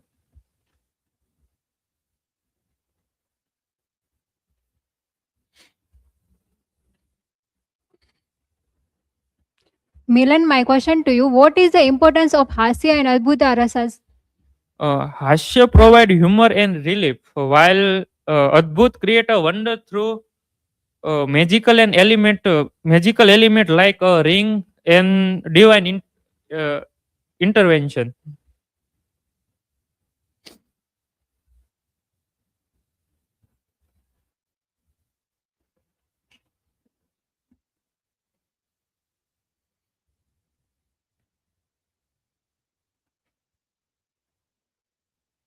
So my question is, what is meant by aesthetic experience?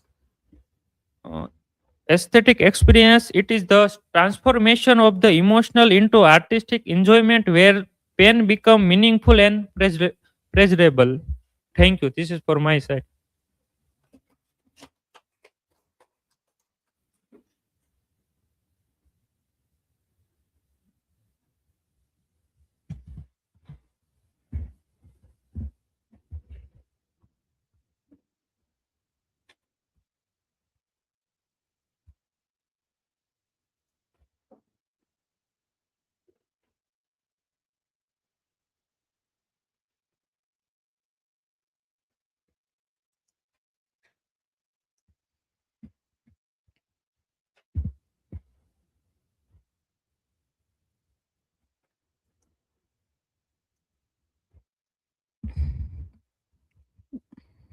Good morning, everyone.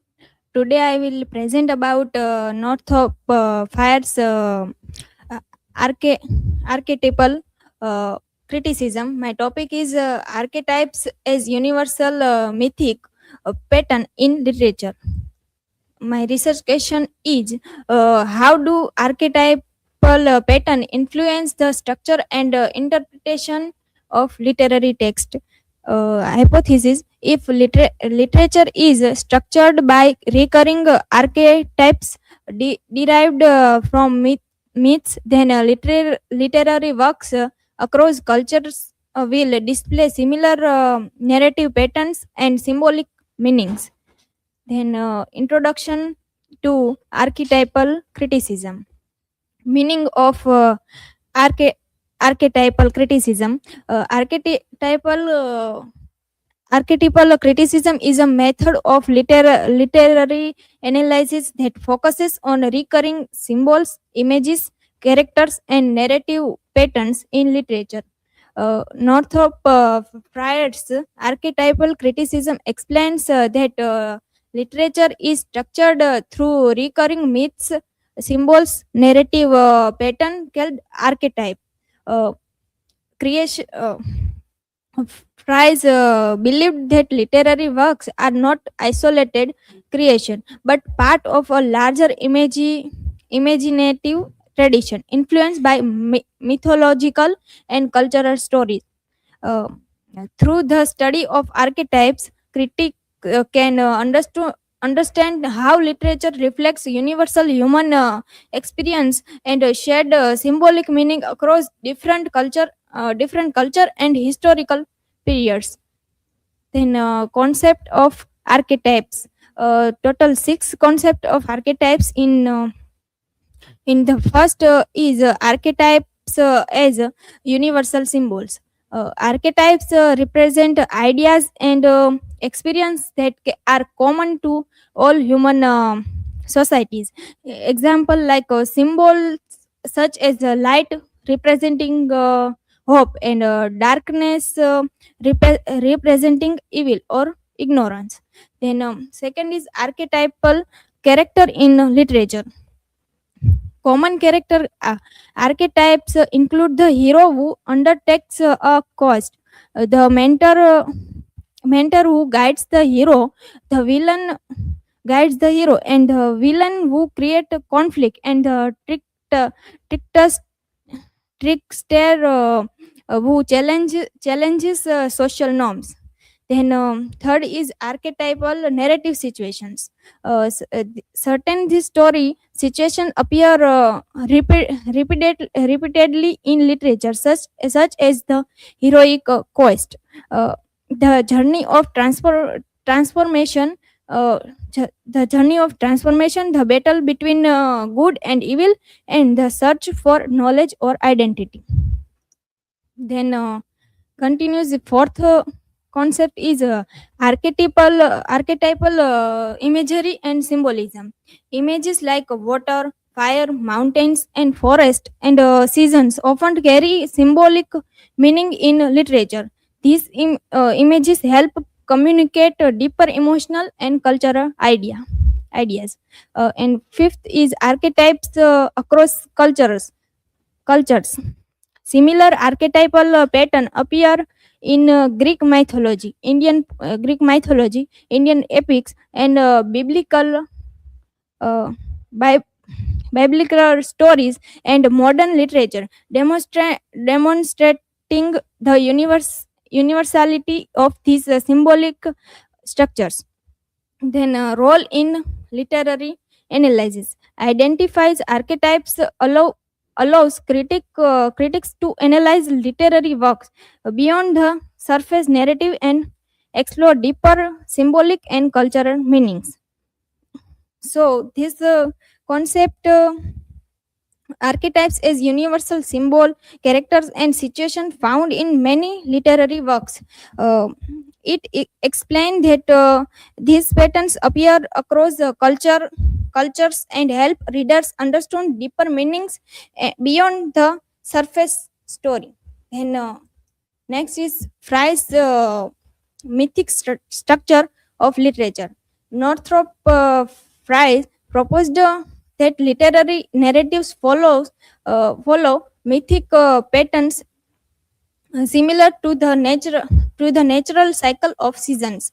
He divided literature into four main narrative structures known as mythos: comedy, romance, tragedy, and irony or satire. Each of these genre reflects a different stage of human experience and corresponds symbolically to one of the four seasons.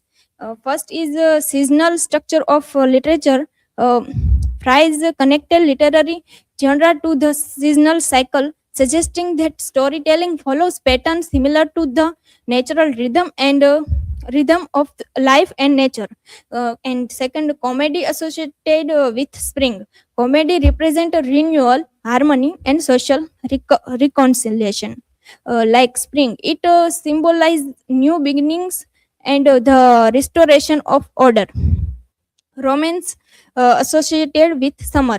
Romance narratives focus on heroic adventures, ideal achievements, and the triumph of good or evil over evil, reflecting the fullness and vitality of summer.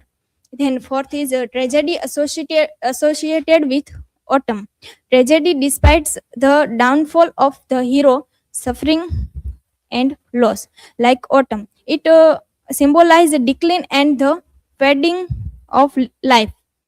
So this mythical structure like comedy, romance, tragedy, and irony linked to seasons. It shows that literature follows a cycling pattern similar to nature, representing different stage of human life and experience. Then next is conclusion. Northrop Fires archetypal criticism demonstrate that literature is structured through universal myths and symbolic patterns. His theory explained that literary texts are interconnected through recurring archetypes that reflect shared human imagination and cultural traditions.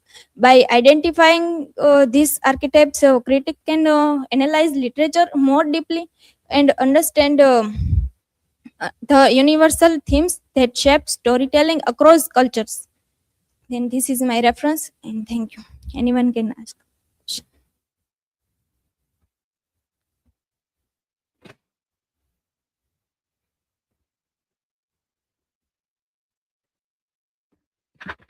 Riddhi, my question is, how does the seasonal pattern in Fry theory help in understanding the progression of literary narratives? The seasonal pattern shows how stories move through stages like beginning, growth, decline, and ending.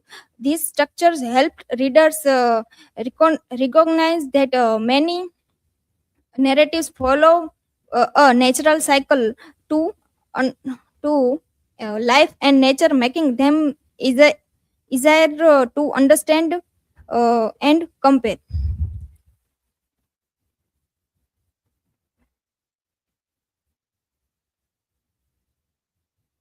Riddhi, my question is why do archetypal symbols continue to appear in literature across different cultures and time periods? Uh, Archetypal symbols appear repeatedly because they represent basic human experience such as fear, hope, conflict, and transformation. These shared emotions exist in all societies, so writers naturally use similar symbols even in different cultural contexts. Thank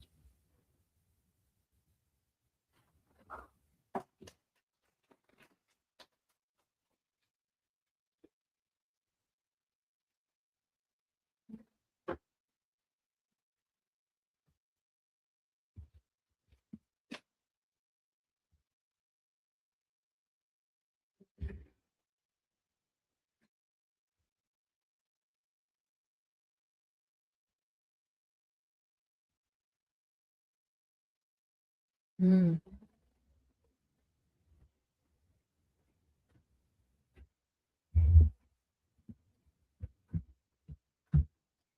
Good afternoon, everyone. I'm Jency, and today my presentation topic is genre as a ritual fry and the social function of literary forms. Here's the academic information. Here are the table of contents.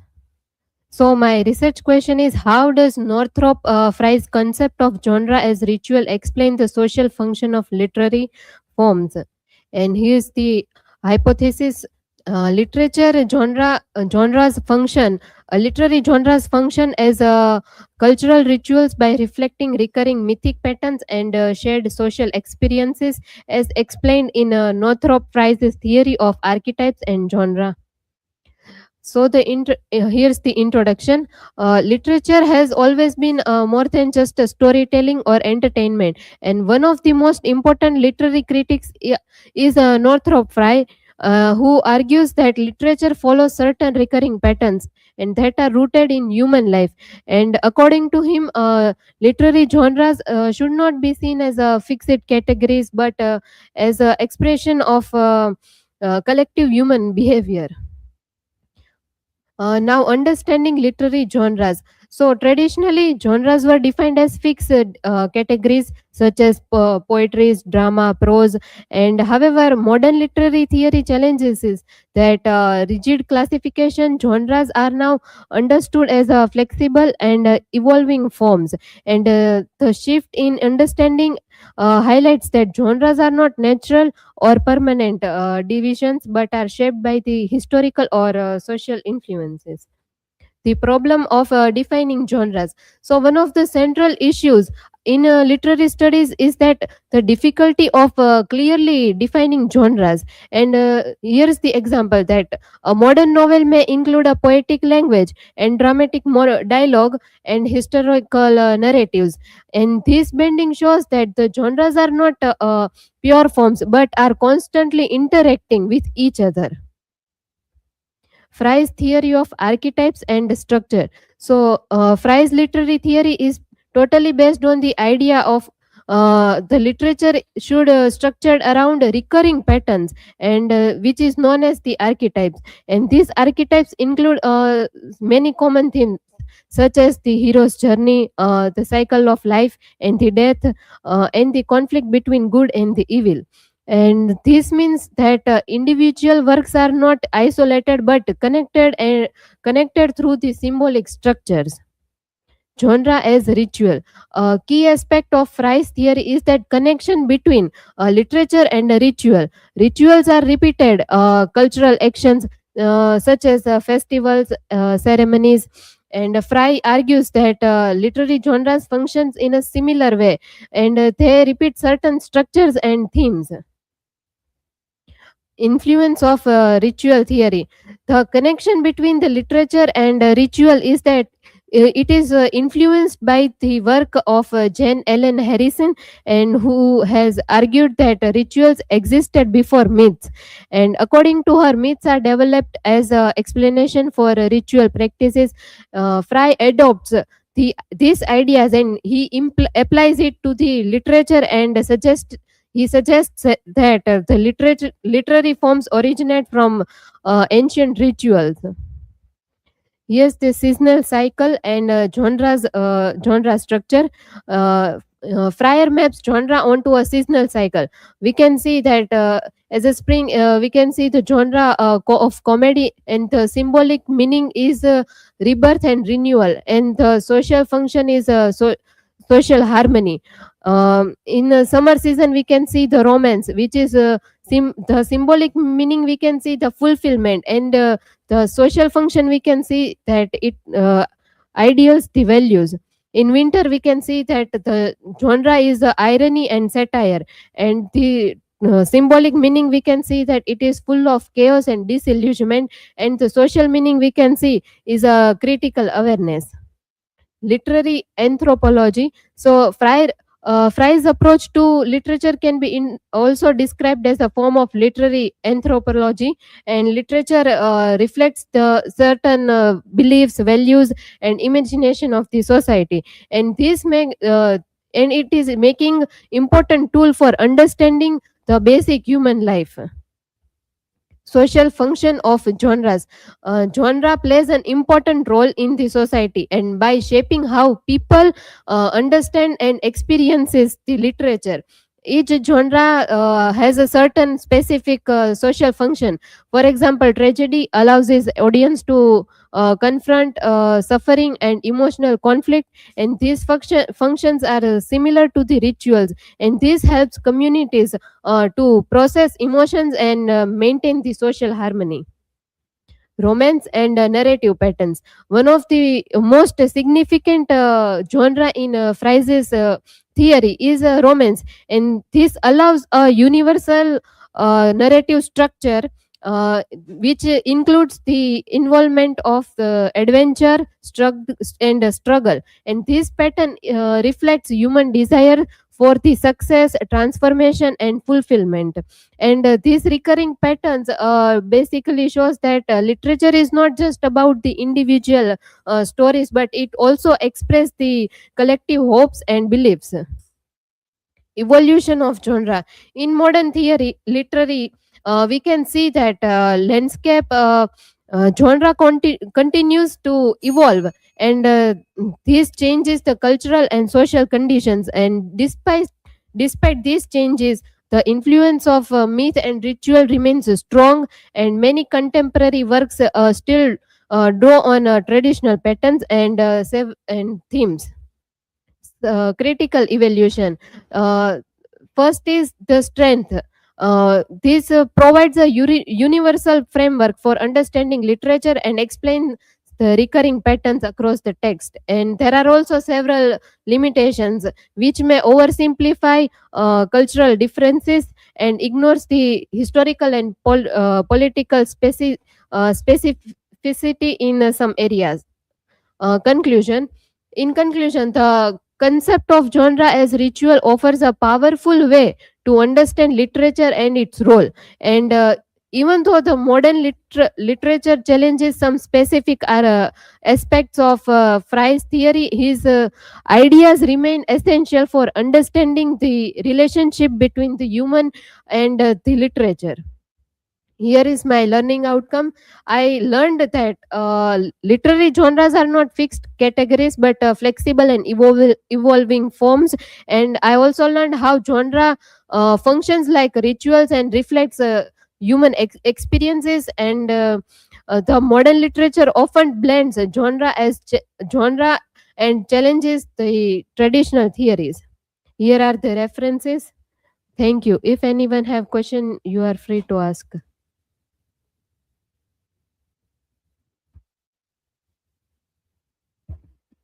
Chancy, my question is why are genre important in literature according to Fry? Thank you, Milan. So, genre are basically important because it gives literature a common structure, and this helps for us to understand that the total meaning and how we can connect the certain stories and how we are experiencing while reading.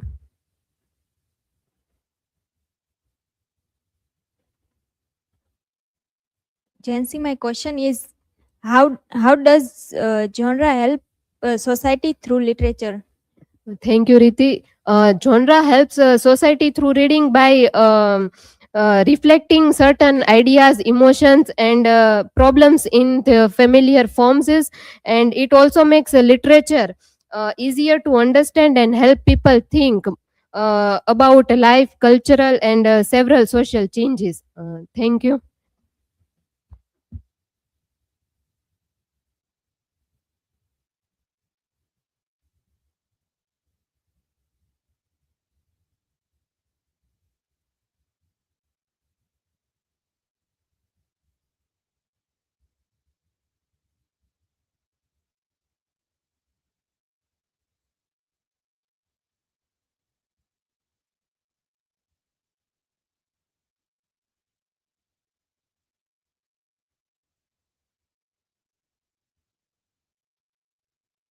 Myself Bhargavi Barad, and today I will be present on negotiating romance and realism, a structural archetypal analysis of Game of Thrones in the light of Northrop Frye's mythos.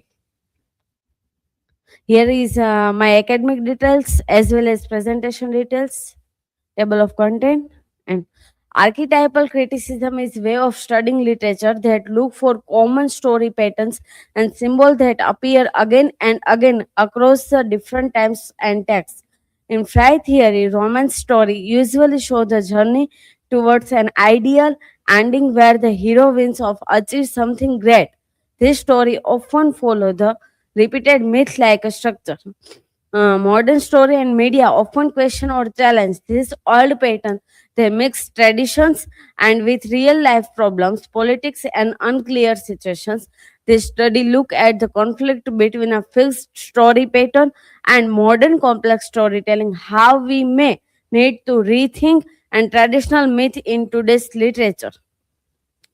Here is my research question. How does Game of Thrones negotiate the archetypal romance structure defined by North of Fries through the incorruptions of realism and political complexity? Answer is Game of Thrones retains the structure of foundations of archetypal romance as theorized by Fry, but figures as subvert them through the realism, moral ambiguity, and power dynamics. Therefore, romance in the series is not ideally fulfilled but continuously within a modern cultural framework. This inquiry integrates a psychological, structuralist, and socio-cultural predicates of interrogate persistence of universal motive within the literary media and landscape. The frame is the predicted upon the Carl Jung is the conceptualizations of archetypal as primordial transfers personal patterns inherent collective unconscious manifesting through the recurring symbol and narrative configurations. This Game of Thrones, building upon the bedrock of Northern Fry, formalized this motif into the religious literary system, identify a structural narrative cycle or mythoi and undepaired Western storytelling. The study in corrupted contemporary culture, critique and analyze how ideological appreciate of digital media landscape figures subvert traditional and archetypal expressions. Archetypals are recurring symbolic patterns shaping and human experience. Fry poets, the literature continues to unfight cycle system governed by four primary myths: comedy, romance, tragedy, and irony. Each serving as the distinct structural framework for narrative, thematic, and progressions. Within this system, romance is the prioritized as theological tragedy towards the hero ascent and the subsequent establishment of social and comic order. The romantic mythos is characterized by religious moral clarity and this inevitable synthesis of heroic virtue, where romance represent of the hero over obstacles. This structure facilitated idealized resolution pitting the protagonist against the antagonist force of often restorations ordered through the mythic victory. Fried Romance mythos is the defined by a dialectical movement towards the integrate social order and typically realized through the hero and successful quest and moral victory. As long identified narrative is the fundamentally done by with fulfillment and resolutions, presenting world where chaotic forces are the ultimately sudden by comic and social harmony. Romance move towards the with fulfillment and ideal resolutions. While the traditions romance mythos prioritize technological resolution, moral clarity, modern realism introduce of a disrespective layer of systemic ambiguity and unresolved conflict.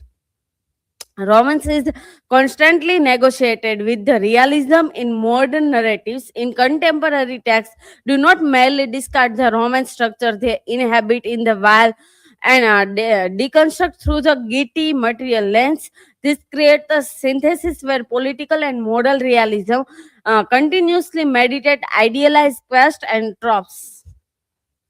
Archetypal structure is transferred classical literary boundaries, extracting foundational influence on modern cinematic, televisual, and digital narrative. Popular culture function as critical locus where traditional tops and not merely replicated but entirely adapted mirror evolving socio-political anxiety and contemporary ideological.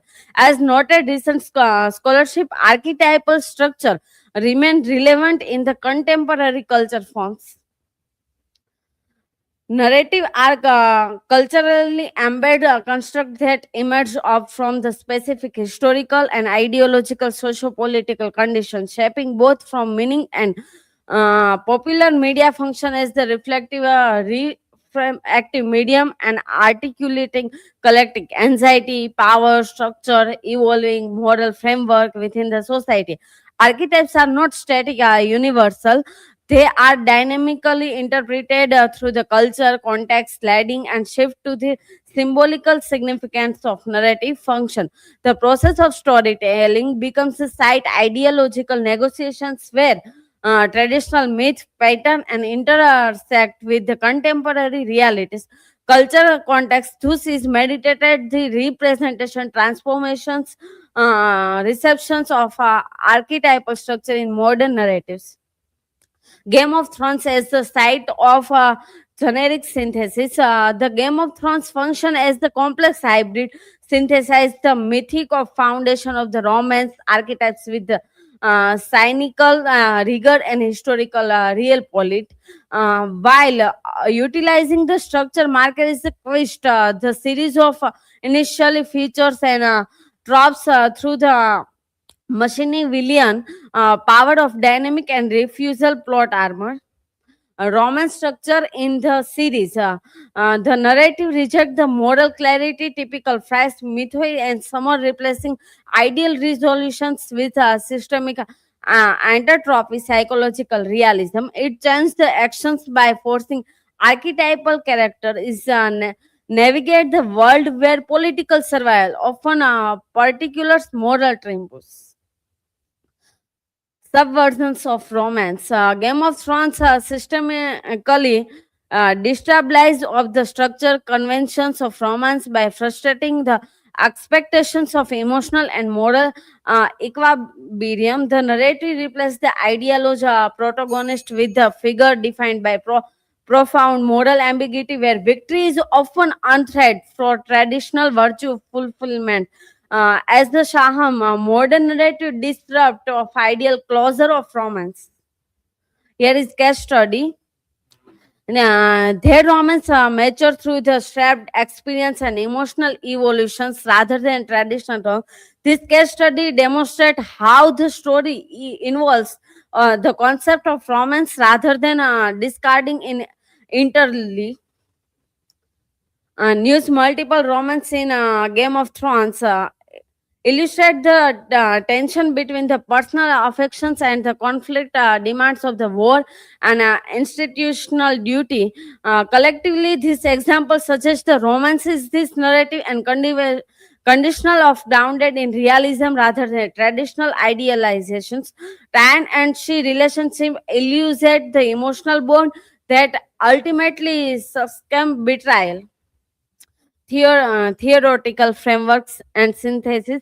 Northrop Frye established the archetypal architecture romance where narrative follows the cycle pattern of quest and conflict and symbolic resolutions.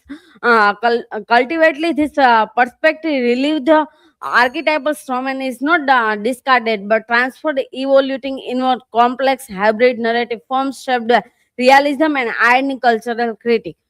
Here is literature review. Learning outcome. I learned the theological foundations of archetypal criticism, particularly the concept of mythos as articulated by North of France. I structured the characterizations of romance mythos and its traditional emphasis on heroism, idealism, narrative resolutions. This study help us move beyond theory to apply archetypal criticism to contemporary narrative, revealing how classical structure involve the modern culture context. Conclusion. This study demonstrates that archetypal romance is a conceptualization within structure criticism continues to persist contemporary narrative but not in the tradition idealized from. Instead, I undergoes a process is a transformation shaped by realism, political dynamics, and moral complexity. Through the analysis, Game of Thrones, it becomes the evidence of romance is neither abandoned or not fully realized. Rather, it is the continuously negotiated within the narrative framework, priorities, ambiguity, or the resolutions. North of Right theoretical model is remains relevant. It must be understood as the adaptable and evolving conditions of the modern storytelling. Here is infographic whole presentations reference which I use in presentation. Thank you. If you anyone question, please ask.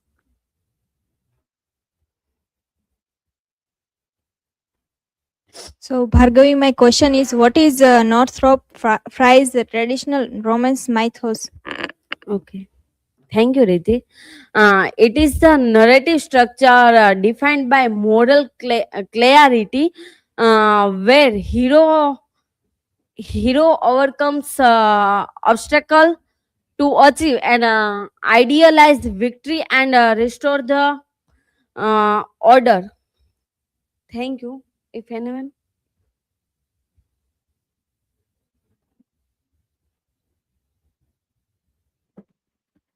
Hello, Bhargavi. So my question is, are archetypes considered static and unchanging in modern storytelling? Okay. No, archetypes are dynamically reinterpreted to reflect the evolving culture and context, ideological shift, and contemporary socio-political realities. Thank you. This is from my side.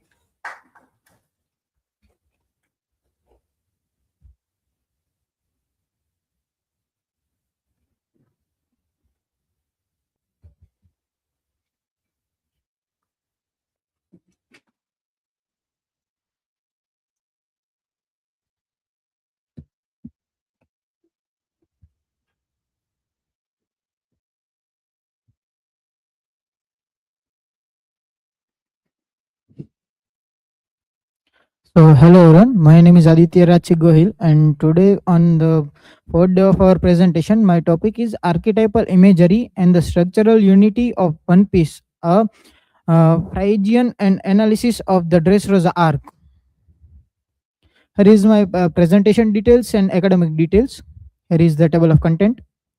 Here is my research question: is how does the Dressrosa arc of the One Piece utilize Northrop Frye's archetypal structures, specifically seasonal mythic modes, character taxonomy, and the symbolic imagery to achieve structural unity? And how does this framework elevate the cultural concept of nakama to the anagogic representation of the ideal human community? Hypothesis: the Dressrosa arc of One Piece follows the Northrop Frye's archetypal patterns of seasonal cycle, character types, and the symbolic imagery, which together gives the arc its structural unity and elevate the concept of nakama to the universal human idol. Here is the introduction. The anime series One Piece by Ichiro Oda has generated enormous scholarly interest in recent years, which researchers examining it through the lens as a varied as a reception theory, moral philosophy, and the cultural linguistics. The anime, one type of literature mostly created in Japan. Here I am going to present my view on the archetypal criticism in One Piece, and why I am choosing this topic because in India it is not that much discussed. That's why I have chosen this topic. So the Fry's archetypal criticism, the theoretical foundation. Northrop Frye proposed that the entire body of literature forms a self-contained, self-referencing universe of recurring archetypes. Unlike Jungian criticism, which traces symbolic patterns back to the collective unconscious of the individual psyche, Fry's system remains strictly within the literary universe itself. As the IBSCO research status entry on archetypal criticism explains, for Fryer, archetypes do not refer to anything outside literature but to a large unified category within the literature itself. It represent that the literature itself has its own meaning and it describe its own self. Here is the Dressrosa arc as a mythic structure. Dressrosa present on its surface a political thriller. The tyrannical Don Quixote do Flamingo rules a kingdom through the deception, memory, manipulation, and the exploitation. Beneath this surface, however, the arc deploys a remarkably complete mythical architecture. Fryer identified four fundamental mythic modes in the Western literature, each corresponding a phase of the scholar and the seasonal cycle. In the Dressrosa arc, there is a mention of all four seasons. That's why I have chosen this topic. That in Dressrosa, all the things, the summer, the autumn, the spring, and the winter, all are discussed in Dressrosa arc. The character archetypes in the Dressrosa.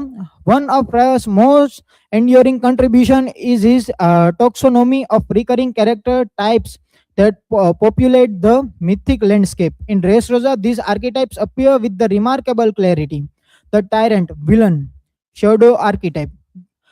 Do Flamingo is the classical Phrygian antagonist of the tragic to romance transition. The figure who has wrongfully seized power and must be overthrown for the natural order to be restored. In each and every literature, there is a one protagonist and there is a one antagonist.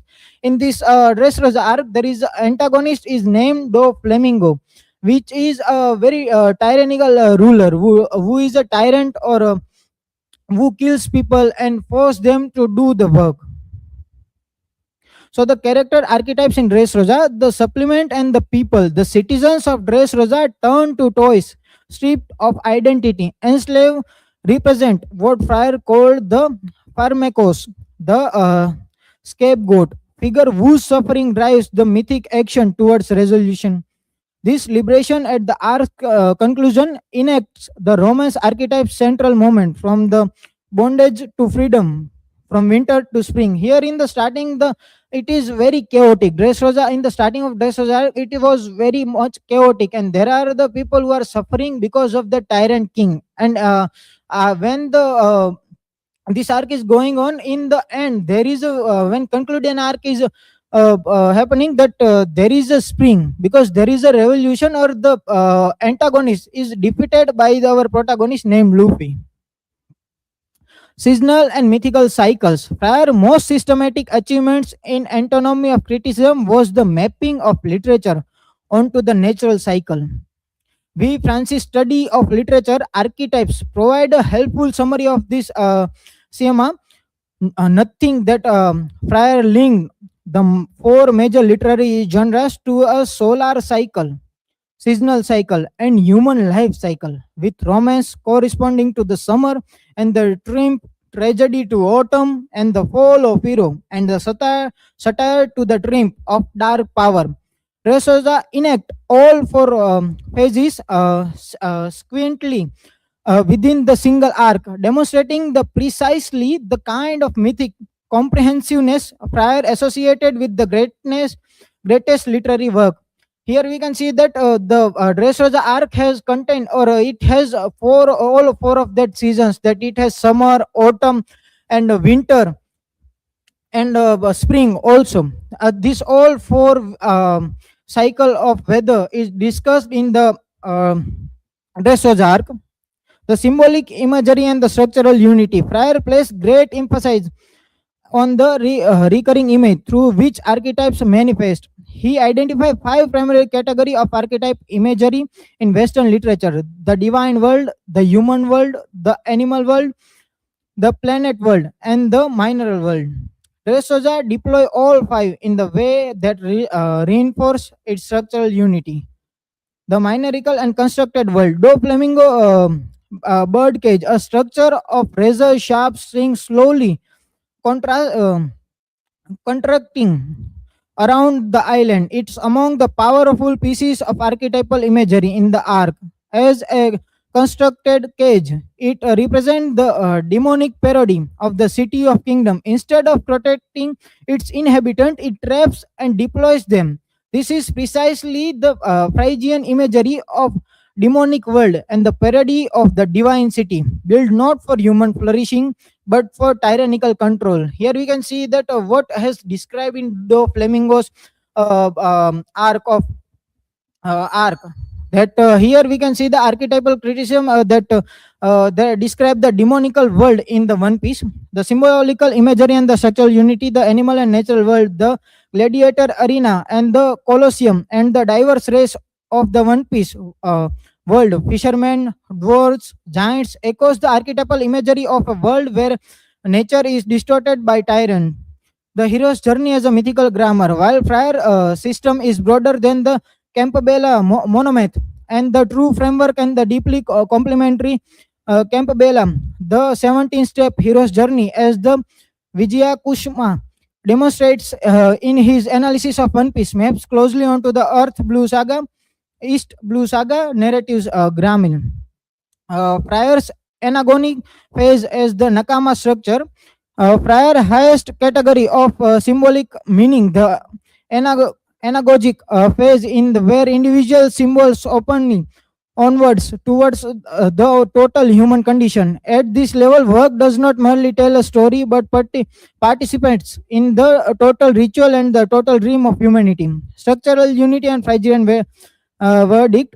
The arc moved through all four seasonal phase, from the ironical winter of Doflamingo's operation through the tragical middle of the sacrifice and the defeat of romantic dawns of liberation. Conclusion: the Dressrosa arc of the One Piece stands as a structurally unified mythic narrative and the fully proves our hypothesis. Moving through all four of the prior seasonal phases, from the ironical winter of Deo Flamingo's corrupted kingdom to the romantic spring of liberation, while the populating its story with the complete archetypal characters, including Luffy as a Iron Hero and Doflamingo as a Elzon, False King, and the toy slaves as the pharmacos community, and deploying the powerful demonic imagery through the birdcage and the colosseum grammar that fire mapped across the of all human literature. Here is the infographics of my presentation. Here in the infographics you can see the all four seasons in the and in the under the there are three seasons in the our three seasons are here. Here is my references, and thank you.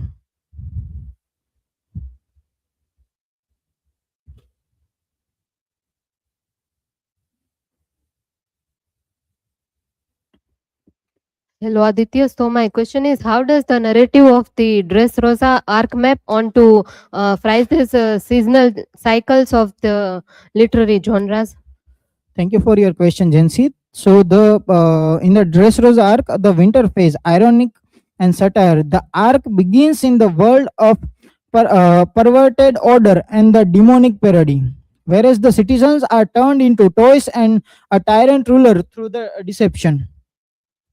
Autumn phase, tragedy. The middle of the arc involves the fall of a hero, the great sacrifice as an alliance is tested, and the full scale of Doflamingo's operation is revealed. And the third, spring and summer phase, romance. The narrative concludes with the hero victory over the force of the winter, the dismantling of the birdcage, and the restoration of the citizens' memory, and the symbolize the renewal of the natural order. You can see it in my infographic too. That there I have combined two seasons together, because in the end the two seasons represent each other. Thank you. Is there any other question?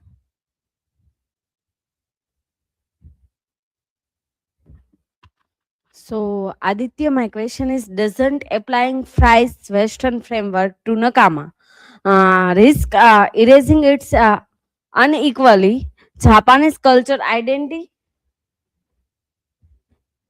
So first I will clarify that Nakama is a style of writing in Japan. So the friar himself argued that the archetypals are trans-culture, not Western exclusive. Applying his framework to Nakama doesn't erase its Japanese identity. It's actually validates is provide that the culturally specific concept can simultaneously carry universal mythic response. Thank you.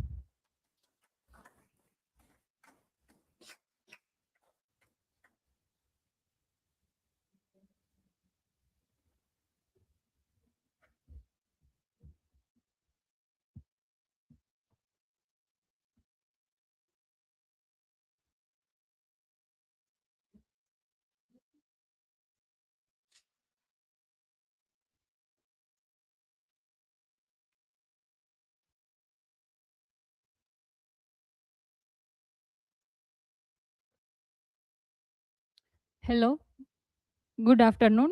My name is Hiral Bajadeja. Today I am present the topic about myth, nature and archetype, Freudian reading of Kantara in a contemporary India. These are my academic information. These are a table of contents. Introduction. Kantara function as a powerful cinematic exploration of Bhutara cult and animistic belief system rooted in coastal region of Karnataka.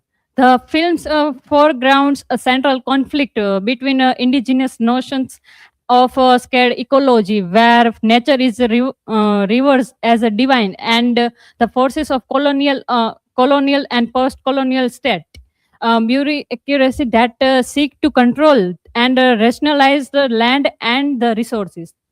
These tensions highlights a deeper cultural and ideological struggle between tradition and modernity.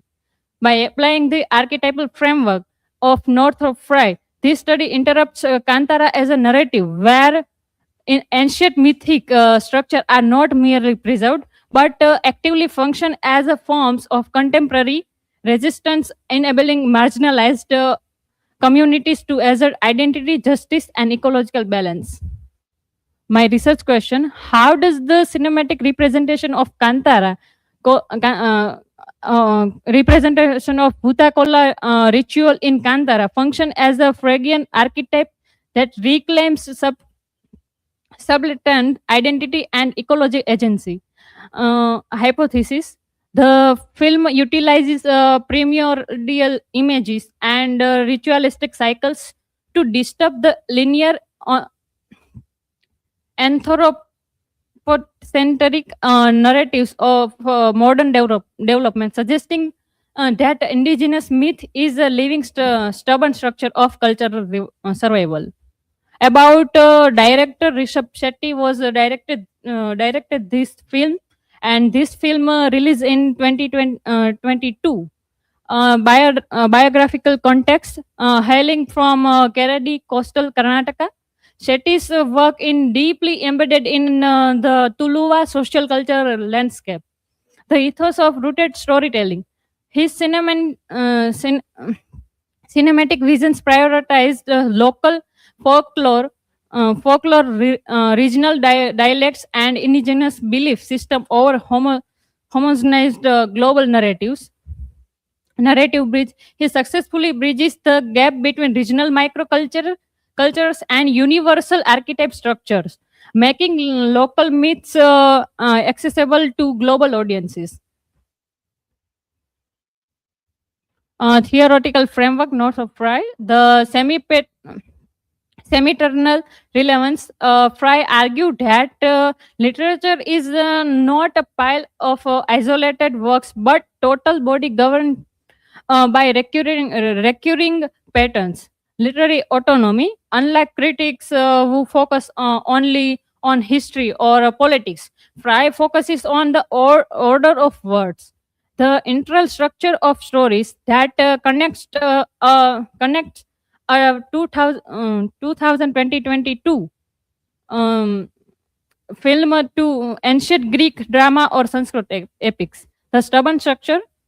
Frye's concept of stubborn structure suggests that certain narrative shapes are fundamental to human identity and cannot erase by modernity. Anti-deconstruction. While modern theory often looks for free play or chaos, Frye looks for structure and center, making his framework ideal in analyzing a film like Kantara, which seeks to restore lost spiritual center. Concept of archetype and myth. Archetype define a symbol, usually an image, which recurs often enough in literature to be recognizable as an element of one's literary experience as whole. The identification complex. Identification of is a paradoxical process. It is a simultaneously sought, resisted, and affirmed. In Kantara, Shiva mainly resists his identity as a medium for the Devya, only to affirm it through ritual. Myth has a framework. Myth is a social revenge of imagination. It provides the ritual or dreams patterns that allow a community to make sense of world. Archetype movement. Story move in cycle: birth, death, and rebirth. Kantara follows this cycle through the lineage of the medium. Myth and Indian cultural context. Animatics roots. The Indian context, specifically Tulu Nadu, features animistic belief system where the forest is not background but a deity. The Bhutara cult, a system where ancestor, spirit, and forest deities protect the moral and ecological order. decolonizing narratives. Kantara challenges the Western secular rational view of history by centering in the Devya. It undisciplines the Eurocentric study of religion that views such as myth as primitive. Overview of Kantara, temporal trivia. The film spans three eras: 1847, 1970, and 1990, illustrating how archetypal promise of land for peace remains constant while the villains evolve for the king to landlord and finally the state. Conflict as central struggle for forest land. In this film, the village people are protect their land given by king. Emerge between the village and the forest officer representing the friction between indigenous rights and modern law or colonial bureaucracy. The catalysts, the betrayal by the landlord who function as an archetypal usurper, attempting to reclaim scared land gifted to the tribes, etc., thereby disrupting the moral and the mythic order. Nature as an archetype, the green world. Price speaks of the green world, a place of magic and transformation outside the city or court. In Kantara, the forest is this transformative space. Ecological agency, the forest versus the map. The state tries to map and quantify the forest. Symbolism of board, ritual and mythic elements. The Bhutakora, this is a ritualized performance of myth. The divine scream, this is a voice from the void that breaks the silence of subland, asserting the psychocultural truth. Porosity and ritual as a social contract. Phrygian mythos of irony in wind. This represent the period of oppression and confusion. In Kantara, it is seen when the landlord manipulates the villagers and the modern law threatens their ancestral homes, creating winter of spiritual isolation. Mythos of romance. This is the stage of quest. Shiva's journey discover his lineage. The ritual hunt of the boar and the heroic struggle against the usurper from the summer of the mythic mythos of comedy represent restoration of order. The return of swords. This film concludes the cyclical returns to the forest. Contemporary relevance. Resistance of data fiction in contemporary world where identity is increasingly reduced to digital data and IDs. Kantara asserts the alternative identity based on the scared belonging and heritage. Comparative perspective, Kantara versus Western eco-criticism. While Western ecological theory often view nature as a scanner or a resource to be managed, Kantara represent a anthropocentric model where nature is a deity with its own legal and spiritual rights. Critical evolution. Strength successfully uses visual spectacle. Theoretical critic. Some might argue that Phrygian reading universalized the story too much. The mythic escape. Conclusion of evolution. These are my detailed infographic all the presentation. Conclusion, Kantara shows that archetypes are not old or fixed ideas, but living and powerful tools that can express resistance in modern times. Learning outcomes, I understand how North of Fry archetypal criticism can be applied not only to literature but also films like Kantara. These are my references. Thank you. If you have any question, please ask me.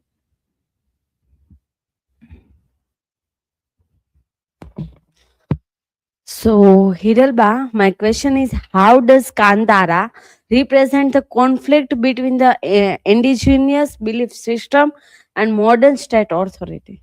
Okay. Kantara shows that conflict between tribal tradition and modern law. When we see the movie, the village people believe that forest scared and protected by Bhuta, while the state sees is it is land a control and use. Through this contrast, the film shows the indigenous beliefs provide justice and identity, which modern system often fail to understand. Any other?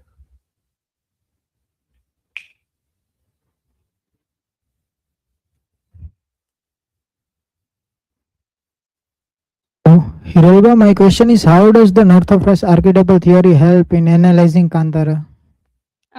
Fry's theory explains that story follows universal patterns called archetypes. In Kantara, Shiva is the archetypal hero who uh, transform for an ordinary man into divine figure. Thank you. This is from my side.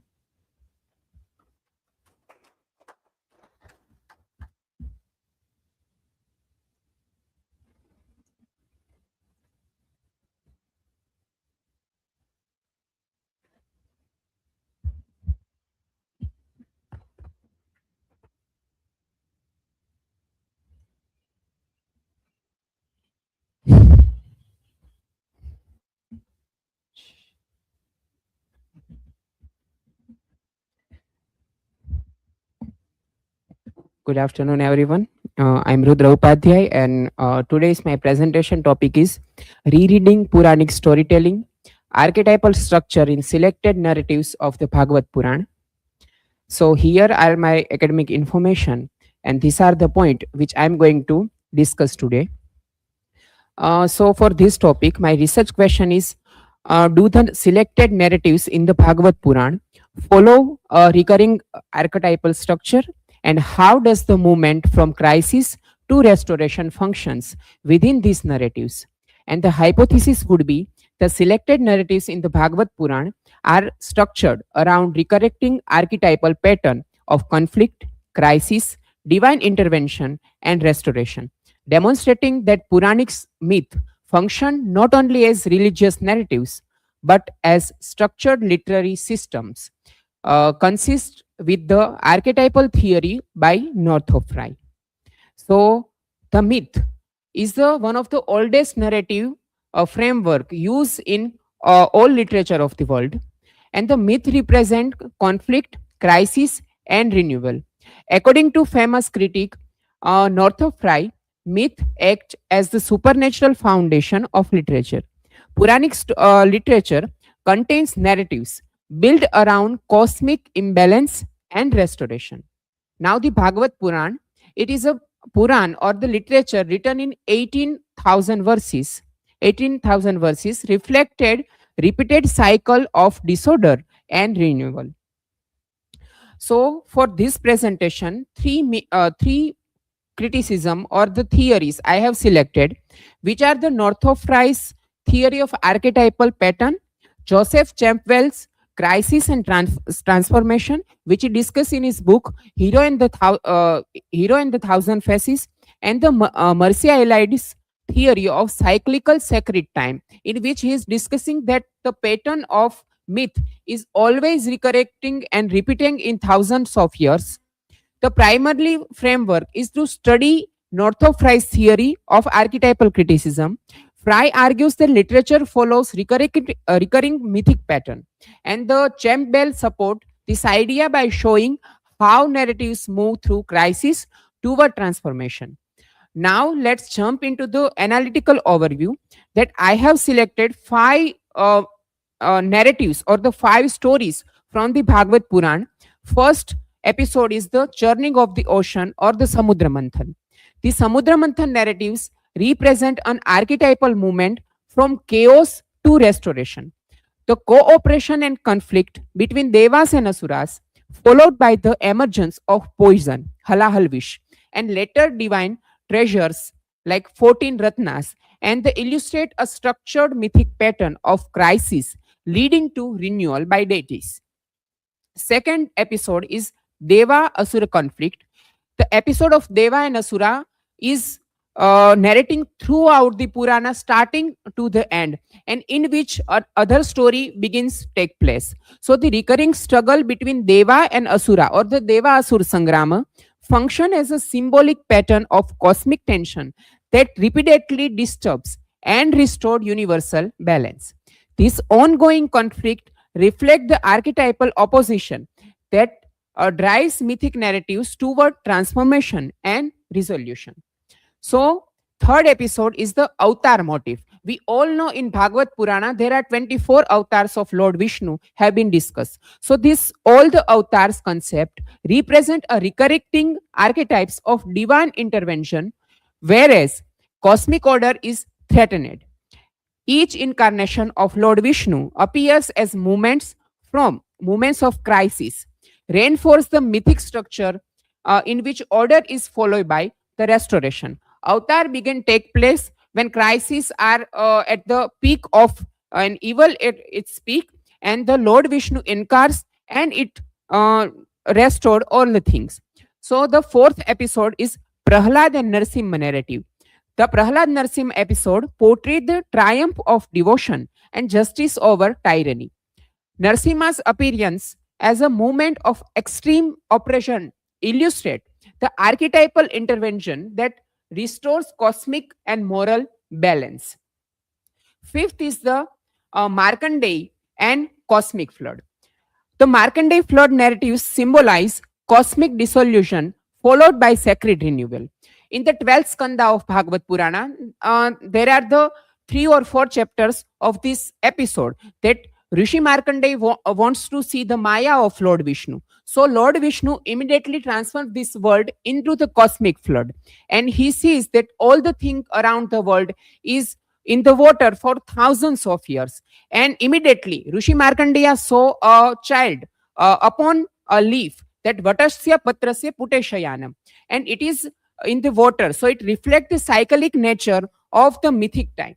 Whereas destruction prepares the world for regeneration. And the idea of Mircea Eliade, who discussed this idea in the myth and the hundreds of years, he discussed that myth is always recurring in thousands of year continuity as the same idea given by our W.B. Yeats. Now the key findings of this presentation or this research, that this study finds that all the 5 selected episodes share the same structural movements. Each narrative begins with some imbalance, whether cosmic conflict or tyranny or dissolution, and it leads to the restoration. Now the research gap of this presentation or research is not the merely studies of the selected narratives in Bhagavad Purana done by the researchers, because sometimes the research is have been done in the 10th skanda, which is the episode of life of Krishna is done, but nor the episode of another skanda or nor the episode of archetypal stories have been done by any critics. So it would be the research gap, and the each story begin with the imbalance, develops into crisis, reaches resolution through divine intervention. Restoration is not accidental, but here it is structurally necessary for the world itself. Let's jump into the conclusion that the analysis confirms that the selected narratives episode in the Bhagavad Purana follow a consistent archetypal structure. Crisis function as a necessary. This study addressed the research gap by demonstrating that the Bhagavad Puran can be read as a structural literary system grounded in archetypal design, not just merely as a religious or bhakti text. So here is my learning outcome, that what I have understood the concept of archetypal criticism and how it can be applied in any kind of literature throughout the world. And here are my references which I have cited for this presentation. Now, if anyone would like to ask questions, so they are free to ask.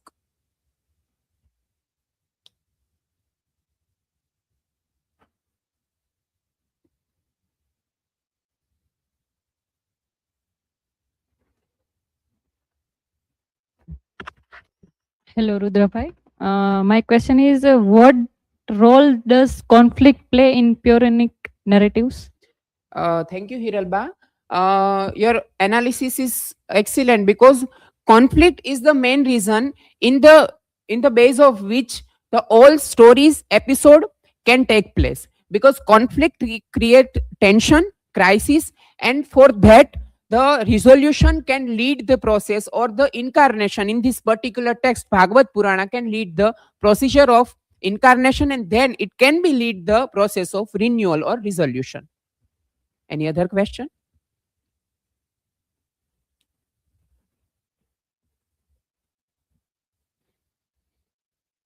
So, Rudra, my question is why can the Bhagavad Puran be studied as Yes, of course.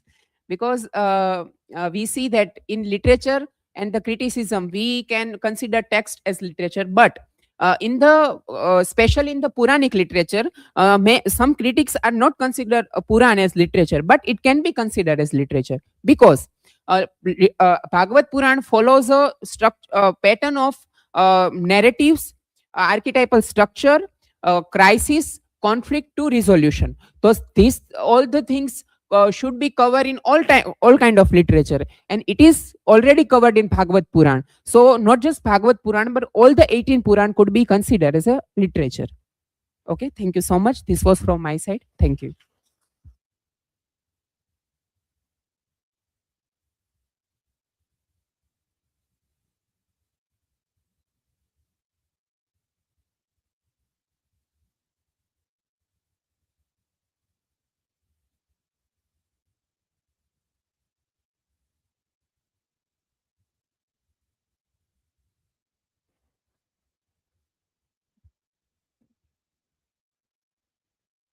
Good afternoon, everyone. I am Shivani Degda, and today's my presentation topic is From Archetype to Rasa, a comparative study of Northrop Frye and Abhinav Gupta. Here is my academic and presentation details. Here is the table of contents. And my research question is Frye's seasonal cycle is a closed loop of secular time. How can this structure account for the transcendental equanimity found in Indian poetics? And my hypothesis would be Shantaras is not merely an addition to the cycle, but a meta archetype. It functions as the still point, allowing the Sahridaya to exist the sansar of Frye's seasonal narrative. In introduction, the conceptual diversion west, Northrop Frye's anatomy of criticism treats literature as a scientific taxonomy of recurring plot structure, the Vastu. So the taxonomy is the classification of the structures in categories. And east, Abhinav Gupta's Abhinav Bharati treats literature as an internal spiritual testing of essence, the Atma, soul. And both systems seeks to explain why humans are moved by stories across time and geography, whether through seasonal myth or permanent emotion. Both recognize a universal affective blueprint in the human psyche to move beyond the surface of the plot into the depth of the collective unconscious. And the second objective is to explore how the Sahridaya uses the text as a vehicle for Sadharanikarana, a generalization, the critical conflict structure versus effect. So Northrop Frye as a structuralism, literature as a closed system of recurring symbols. The observer is a categorizer. On the other hand, Abhinav Gupta in phenomenological way, he says literature as a living experience. The observer, Sahridaya, is a participant. Using RS, Pathaks argue that the reader's pratibha, creative institution, is the bridge. The reader doesn't just see the season, they become the emotion. The biological archetype. Dry seasons are often treated as a purely literary metaphor. The revision, using Dharvadarkar, a link between Natyasastra, and Darwinian effect, we argue this season are universal biological triggers. The mapping, spring as a comedy and Sringara, the biological argue for a procreation and social integration, and autumn as a tragedy and karuna, the evolutionary response to loss and isolation. Myths are not just stories, they are the affective blueprints of the human species. Here is the infography of this biological archetype. One side it is spring, refer to comedy and Sringara. On the other hand, it is autumn, refer to tragedy and karuna. Mapping the cycle, seasonal myths to rasa. In fry season, spring, refer to comedy. In rasa, it is Sringara. Combined, we can say rati, pleasure and revival. In summer, refer to romance. In rasa, we can say the veer, heroic. In autumn, refer to tragedy. In rasa, it is karuna. In winter, it is refer to satire or irony. In rasa, it is bibhatsa or maybe hasya. Vasanas, the Jungian spanda, rhythmic pulse. So Khenu Singh argued that Vasana are the software of the collective unconsciousness and archetypal resonance. Singh argue for spanda, vibration, rhythm. And Jungian spanda means the inner vibration of your unconsciousness. The claim, when we read a tragedy, we aren't just reading about a hero's fall. We are vibrating at the frequency of the universal shadow archetype. The Sahridaya tastes the archetype through the rhythm of the text, the helix of experience, the helix versus the circle. Fry's circle represents the repetition of plot, spring to summer to autumn to winter, and Abhinav Gupta's axis represent the vertical movement of the soul towards Shanta in a spiral way. The synthesis, aesthetic experience is a helix. We move through the seasons, but each cycle elevates the reader higher through sadharanikaranya, generalization. We do not return to the same place. We return with more light. Shantarasa, the prism of consciousness. Uh, Roshni Rutsuja's contrastive analysis, the white light metaphor. Fry categorized the colors of the spectrum, the different genre. Abhinav Gupta identify the light itself. Theoretical verdict. Shantarasa is the prism without the light of consciousness. The colors of the season, comedy, tragedy, or etc., cannot be seen. Shanta is the state where the personal ego dissolves, allowing the universal archetype to be experienced purely. In conclusion, Fry provides that what content, while Abhinav Gupta provides the how experience. We must stop viewing Western and Indian as a separated system. They are two halves of a single global human effect theory. Western criticism categorizes the mask, the archetype, while Indian poetics categorize the face beneath it, the rasa. Here is the detailed infography of my whole presentation, and these are the references which I used. Thank you. If you have any question, please ask.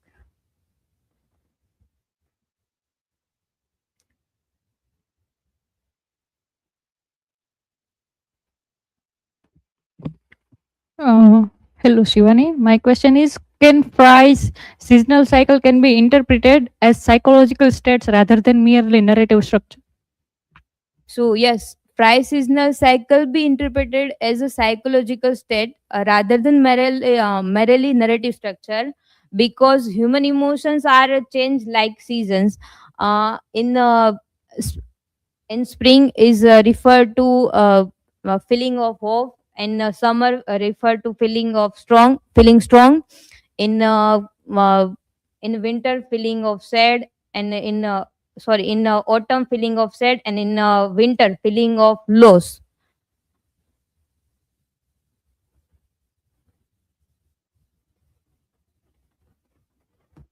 Hi Shivani, your comparison was excellent. And now my question to you is, can Western archetypal criticism and Indian rasa theory be synthesized into global effective theory of literature, or do fundamental philosophical difference remain at the same time? Yes, Western archetypal criticism and Indian rasa theory be synthesized into a global effective Northrop Frye tell us about the structure, and on the other end, in Indian philosophy, we said the how we feel. So if we combine both, we can see the structure and how we can feel it. So yes, we can do it, and there are some philosophical differences remain of like transcendence or spirituality. Okay, that's it from my side. Thank you.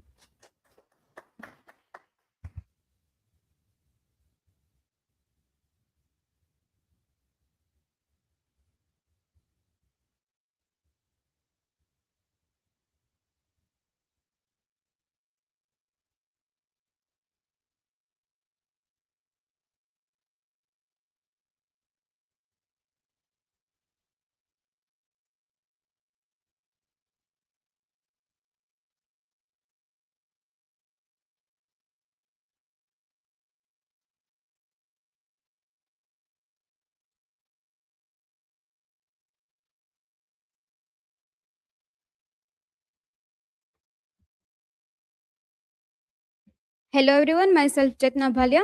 Today I'm going to present on the semantic of deceptions and the archetypal of power, a Richardson and Fryan critic of the linguistic manipulations, media fabrications, and the reinterpretations of the myths for the authoritarian hegemony in the contemporary India and the global politics. This is my academic information as well as presentation information. Table of contents. My research question is how do linguistic manipulations in the sense of I. Richards and the mythic archetypal structure in the sense of the Northrop Frye interact with the media, political discourses, and the cultural narratives to construct and sustain authoritarian hegemony in the contemporary India and the global context? My hypothesis is this study hypothesized that in contemporary India and the comparable global context, authoritarian hegemony is not maintained primarily through the Koreans, but through a systematic fusions of linguistic manipulations as theorized by I. Richardson and the archetypal myth making as theorized by the North of Frye. This fusion operates across media appearance, political discourses, and the cultural narratives to produce a meditative reality in which semantic shifts, emotive language, and the mythic structure, a hero, enemy, scared, center, work together to naturalize, idealize, legitimize the authority and the marginalized desert, thereby sustaining authoritarian hegemony while appearing cultural and authentic and democratic consolation. In contemporary India, democratic deliberations has gradually shifted towards the meditative constructions of reality, which is said by the Till, where public perceptions is shaped less by debate and more by curated narratives, symbolic politics, and the media organizations. Political authority is increasingly maintained through the linguistic and the mythic strategies that guide public interpretations and the marginalized research. Positions with the framework of I. Richards' semantic and the Northrop Frye's archetypal criticism, the study demonstrate how language and myth functions together as a tool of political power shaping meaning, influencing sentiments, and the reinforcing hegemony structure. My methodology is theoretical framework I. Richardson semantic and Northrop Frye's archetypal criticism. I have taken some of case studies which is related comparative dimensions like the global parallel and the contemporary in India. Theoretical pillar I. Richards and semantics. Richards argues that words are meeting points at which regions of experience come together. Words carry emotional, cultural, and the historical resonance that shapes the public understanding. Language becomes both a tool and battlefield in maintaining hegemony. Strategic wording shapes sentiments, frame narratives, and control public discourses without over coercions. Theoretical pillar second, the Northrop Frye and archetypes. Fries this literature as a system of the recurring patterns in politics, events, and the figures as a displaced myth that communicate, shared the cultural narratives. Understanding archetypes allow us to decode myths, symbols, and the narratives in the political discourses, revealing how ideology shapes public perceptions and reinforces dominance. Historical myth, the Indian epics, like in the political imaginations, the Ramayana functions as a trans-historical vocabulary, providing a shared set of the symbol, values, and the moral framework that can be mobilized in governance and the political rhetoric. As said by the Miller, political life They are not static stories but living narratives reshaped by the reflective contemporary power. The Ram archetypes evolved from the spiritual and the moral example into the nationalistic icon. Implications for the politics by mapping epic archetypes onto contemporary leaders, movements, or the institutions, political actors embedded legitimacy in the cultural memory. Hegemony and the religious Mediterraneanism.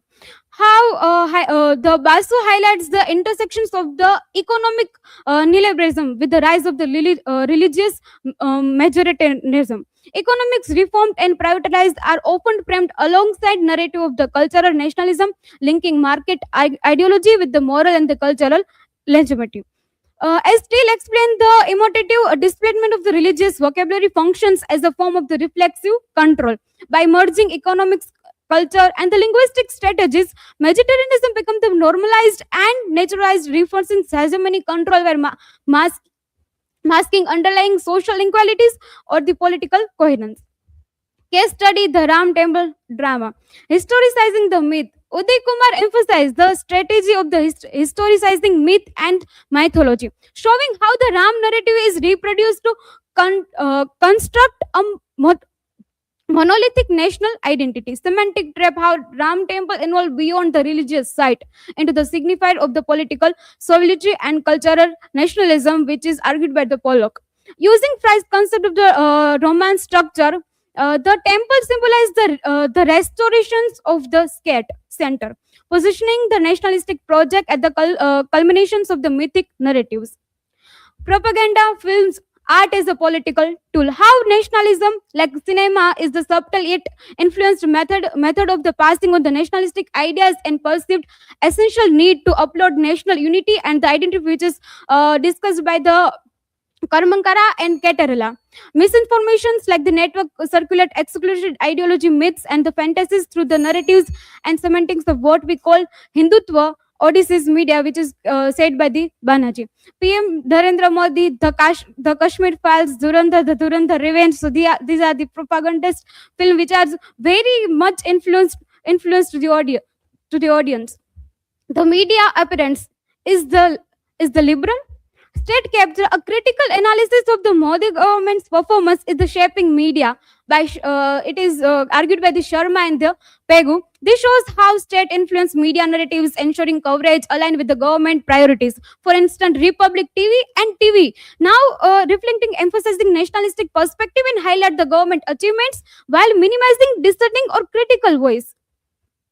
Prime time nationalism, monologues of power. How prime time shows present highly theoretical, emotive moguls that frame political event in the stack nationalistic term. Anchors often positions themselves as the moral arbiters. They feel that they are a judge, going to audiences' interpretations rather than the presenting balanced reporting. Analyze monologues on the Republic TV and Times now, which is very detailedly discussed by the Kumar. Semantic dimensions the use of prime time programming, ensuring the continuous explores to the singular nationalistic reality. Twitter and the projections of the personalities, how Modi archetypes the leaders is framed as the digital age, Masiha or strict father. Through the repeated imagery, hashtags, and the symbolic language, Modi is constructed as a figure of the authority, which is said by lack of. The archetype of the internal enemy, like the political discourse, frames distortions through the moral metaphors, portray them as morally suspect or contrary to national values. This creates the cognitive map in which opposition sees not just as a political revival, but as a threat to social norms and the identity. Regional context is the case of Assam, like changing political discourse in the contemporary Assam. Bora and Bian, which is very significantly in his article, it deliberated political narratives in Assam's. How national archetypes promoted by the central politics clashes with the subnational identity archetypes, creating the mythic struggle where the region asserts its own heroes. The fragmenting of evasions, how politics often use formative apologies that acknowledge public disaffections without admitting real responsibility. This allows leaders to maintain authority while giving the appearance of the accountability. COVID-19 and discursive public, how crisis management and meditative reality, which is somewhat misleading by the governments and the authority. Mythopolitics and the stories of the power, how semantic struggle, who owns the story of India. Competing groups attempt to claim legitimacy by controlling symbols, language, and the historical narratives. How semantic dominance allows certain narratives to appear the natural and the incontestable marginalized alternative voice. Global comparisons, hegemony's parallelism, like in the Russia, China, and Hong Kong, USA, and the Singapore. This is not only seen in the India, but there are some also the country which are also showing this type of the things, like in the Russia, use of the flexor control, in the China, the discursive constructions, in US, the ASEAN US media hegemony. These are the synthesis, like Richards and Price as the critic of the present time, how deceptions occur when the philosophy of rhetoric, authorium is the imprisonment, and the archetypal, the justify the semantic deception.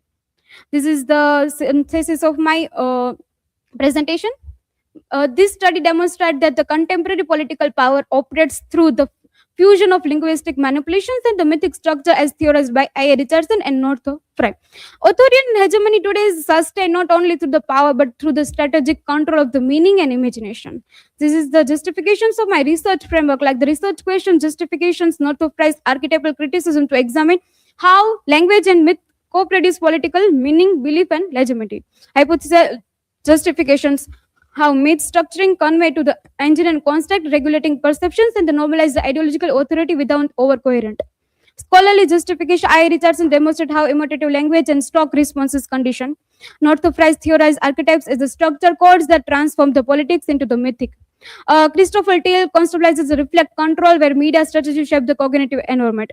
Shelt, Pollock, and Barbara Stoll-Miller established the political refunctioning of the epics, living ideologic texts, and conclusion justification. Synthesizing this the framework, the study justify into conclusion that semantic manipulations and the archetypal encoding operate directly across the media and the culture. So this is my learning outcomes. As a young generation, I have to come understand that the language is not neutral, but a powerful force that shapes now I perceive reality, form opinion, and the response to the world around me. These are my references which I have used, and most of the references which I have used, it is most probably published after 2014. So thank you so much. This is from my side. If anyone have any question, then you can ask.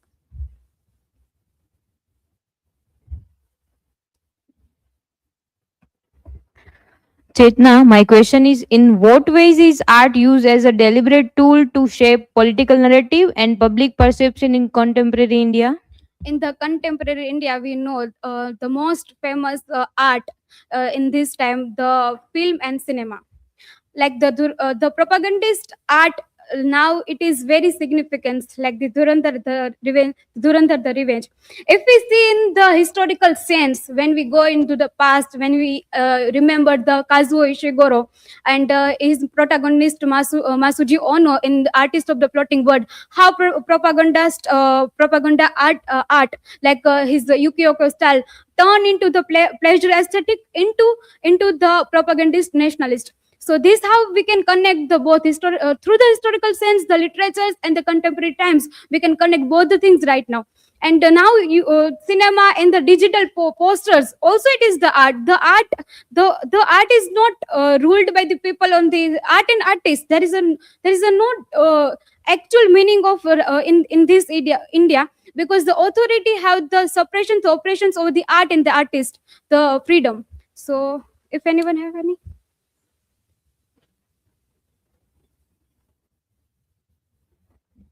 Good presentation, Chetna. Now my question to you is, how do constant surveillance, controlled information, and orchestrated narratives shape citizens' beliefs and political loyalty in contemporary Indian society?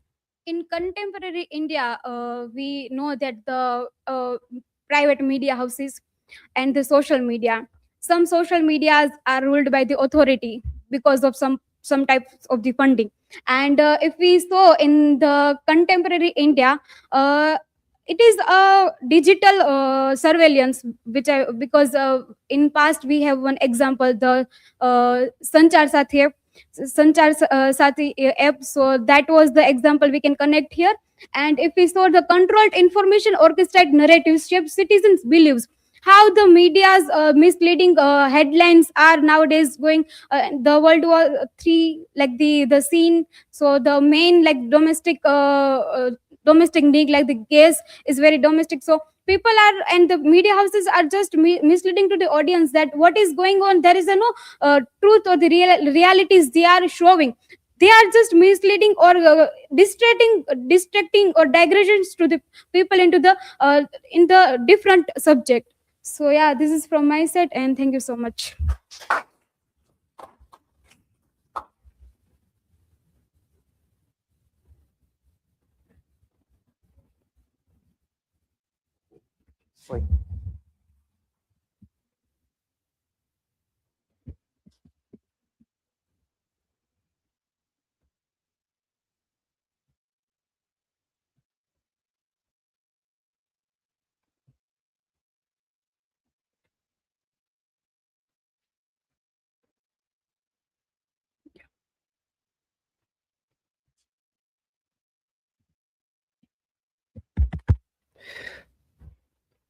Good afternoon, everyone. Myself Gohal Jaipal, and today I will represent a morphology of absurd and triangulated study of myth, form, and existence. Here are my presentation information and academic information, table of contents, then the introduction. The topic is investigation of transcends a mere thematic reading of the exert, interrogating it. It is a regulator form structure rather than viewing absurdity as a localized a trope or despair. We treat it as a stable genetic category governed by specific internal laws and linguistic tensions. Uh, then next is we respond critically synthesis between North Fry's uh, comprehensive map of the literary universe and Albert Campus philosophical rebellions. This intersection allow you to see how absurd function not as a outline tradition but as a necessary phase within a larger and cyclical archetype systems. Central idea: the literature is a totally intelligible body of knowledge that provide a clue to finding a wellness in the cultural psychothoughts recording archetypes. By applying this scientific lens and the seemingly post literature of the 20th century, we reveal that even the breakdown of meaning is a structure of archetypes events. Then the research question and hypothesis. The research question: can the aesthetic object be objectively determined of critical response over it merely as a secondary gloss of human culture that shift according to perceives angle of visions? And then hypothesis: the observed functions structurally as a winter phase, like irony and satire of the archetype cycles. Well, it superficially represent a state of frigid dormancy and the return of cause. It constitutively of integrate a fulfillment of the literary cycle necessary point of exhaustion that ironically ensure spring cannot be affair behind by categorizing of absurd as a normal myth. We move from viewing it is it a breakdown of our art art to seeing it a systematic representation of breakdowns. Then conceptual framework, the Aristotelian realist scientific turn. The critic act as a Aristotelian list seeking knowledge of the work, meaningless criticism and synthesis, systematic structure of knowledge, centripetal and versus centripetal figure. Analytical movements is a inward and two words is structure of text, well recognized of social context of archetypes. Then central idea, literacy is a totally clear body of knowledge, providing the cloud of finding wellness in the capture of psychothoughts, recurring of archetypes, and defining archetypes from Plato and Jungs. Eidos roots in the planetary Eidos archetype are mental form or primordial image, embodying fundamental characteristics and not of a particular reason. The enhanced response inherited response archetype function as a inherited response pattern of the race. The literary function, the symbol of image that are recurrent of the Indo-Finnish literature to be recognizable as an elements of the literary experiments as a whole. Then for myth, seasonal logics, there are organizing principles for generic plots correlative of the seasonal cycle of the year. The spring, summer, autumns, and winds. They are four aspects in the we can find out for mythos. They are all reflect of the comedy, romance, tragedy, and irony satires. Winter mythos, autonomy of disillusions, the setting of absurds characterized by catastrophic violence and the return of pose. Heroic status marked by a defeat of heroes, the landscape where everyone appears standards and lifeless. Irony of int- inertia, a state of frigid dormancy where the organized and which ores and which dominate this place is the ground and not a proud product of experience. Um, methodology of working model of forms. Marxist critics, form is yet nothing self-evidence in its object, not a privilege determines. And then summary, the critic must smooth of the moments of the literary continuum to the summary of wall in a single act was apprehensious. Then philosophical of borders and commerce of heroes. The ethics are defined of the conformation between the human's appetite of silence universe. Then we can find proletarian or Sisyphus is the proletarian of the gods, the hero of tragic vision. While score make him spiritual his fact. Then we can find a key theoretical aspect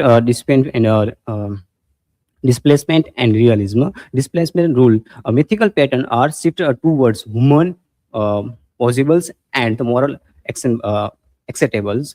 Then we can realistic marks. Literature physically limited nothing but encoding information in the accordant with the invention of the language. And textual analysis, Sisyphus in the winter phase, applying the Sisyphus as a ironical hero. He is a represent of repetitive movement, reflect as a fluid community of real. Then unity of absurd, despite repetition there remains totally web of relation among its parts. Scholarly respectivity, formality, sake, and bounds, more warnings, uniquely unqualified claim to knowledge of form and at the best unwarrantable and nonsensical, and deformation of perceiving knowledge of form entails come transformation, it not a deformation of the observation perspectives. Decisions discussions with white males, women, and controversial. The country argues, despite critique of pride remains the melatonin figures of theory, proving the comprehensive maps and postmodern still utilize of navigates, and critical engagement and meaning as the foundation of forms. There we can find out the pursuits of the critics and abstractables, then the metaphor methodology of unit of the quest myth, monomyth, romantic, tragedy, irony, and comedy represent a four aspect of essential infield myth of quest myth. Their religious integration, the treating of good as a character in a human story, facilitating and movements of from sacred of seculars. Then conclusion, the conclusion synthesis of feelings. We have successfully mapped the winter myths of the absurd by construction of working models of the table web of relation. This formatted is the absurd not as a failure of meaning, but as a structure.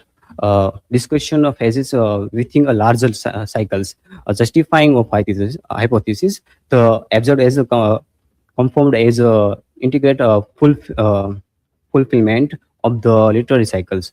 It is a state of frigid dormancy.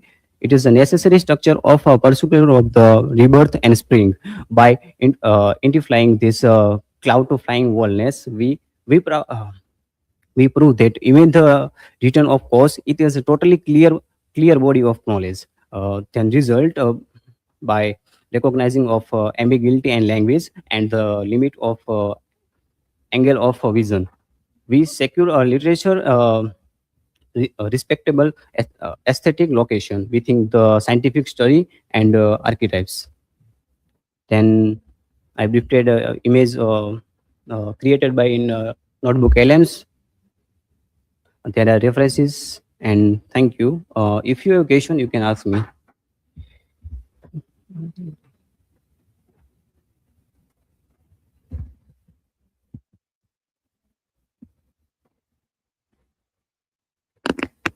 Jaipal, my question is, what is the winter mythos? Okay, thank you for question. Winter mythos represent darkness, cause, and dissolution. They have, in the literature they are all they all elements are reflect of belief of the heroes and lifeless as a stagnant worlds.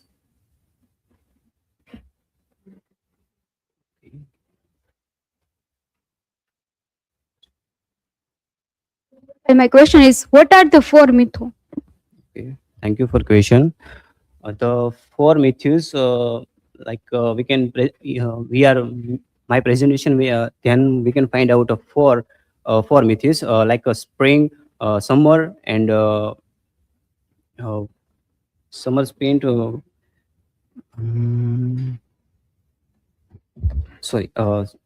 Spring, summer, and atoms and winters. They are all represent comedy, romance, tragedy, and satire, irony satires. So that's all my side. Thank you.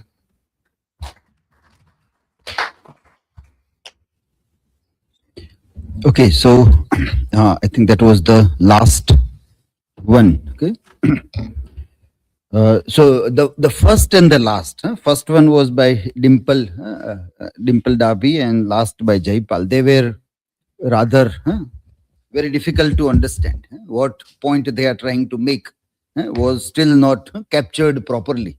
So you referred to high quality articles and other things, but the sense was not caught in what point you want to make. In I.A. Richards and other thing that Dimple Darby was trying to connect. And even in the last one, Jaipal was trying to mix up a couple of things together regarding archetype as well as with the the myth of Sisyphus, which is very difficult to comprehend and to see. So try to make things clear, or like in a more simple way, what you want to say, what exactly is the point that you are trying to make. That also should come into your slides. Dimple Darby's title was something else, research question was complete else, and PPT was the third thing altogether. So there was no match with what is the topic, what is the research question, and what the slides is trying to talk about. In Jaipal's one, when you talk about North of Fries, mythical things, and there was also a reference you quoted that he is like a white male liberal humanist. White male liberal humanist. Now, can this be taken as an appreciation of North of Fry or a critic of North of Fry? How do we read that? That is, so when you say white male, it means you are classifying him into the narrowness of patriarchy and again superiority of Eurocentrism, white person, and that is the critic of that. So his observation becomes very traditionalist observation, where the traditional literature and anybody who supports to read any literature in a traditional manner, means beyond 20th century, before the modernism or postmodernism or structuralism, post-structuralism came before that, then they find a valid argument in North of Fry.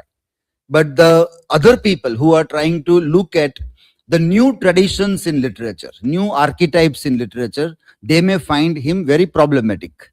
So for example, if there is a feminist writer, then there won't be an archetype of feminist writer, because bygone ages were rather male-centric. Those narratives were also male-centric. So the feminist will find a problem. Those women who write like men may find the similar archetype.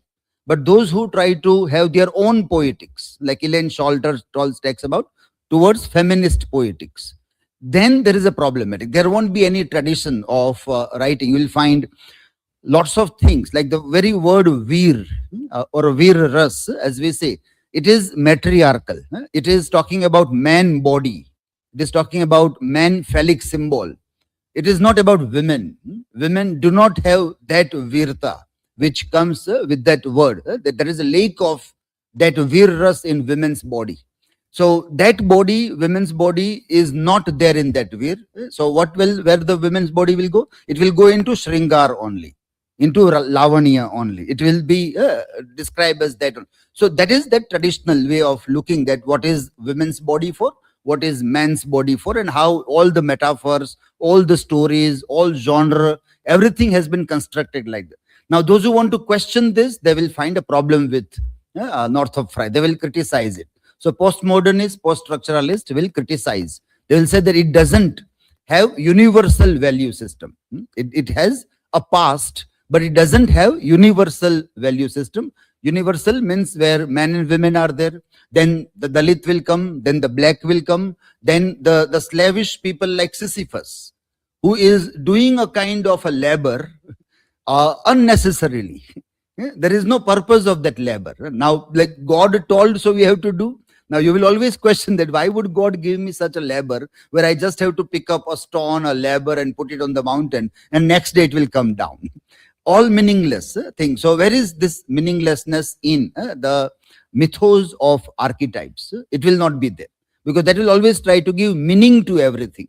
Whereas here, there is a new existence which comes as a meaningless idea, and this all new identity find a lots of problem in that also. So that is what those articles try to say. But you have confused the thing that whether you are appreciating or you are making a critic of North of Fry through the lens of absurd or Sisyphus or those new narratives also. So new narratives will not follow the archetype. They will always find a problem with the archetype. They will try to break the archetype in different ways. New means not contemporary. Kantara example also was there. It is a new narrative, but it is in a way not a new, it is a very old narrative. It is a very ancient narrative. If you want to see that the same story, how it can be told in a newer manner, then we have to refer to another popular film like this, that was Bul Bhulaiya. The first one, the first, not the other versions of Bul Bhulaiya, but the first one where Vidya Balan played the famous character of that dual personality, Manjulika, and that dual personality disorder, DID. So this DID comes as a something that we got as a part of psychological revelation.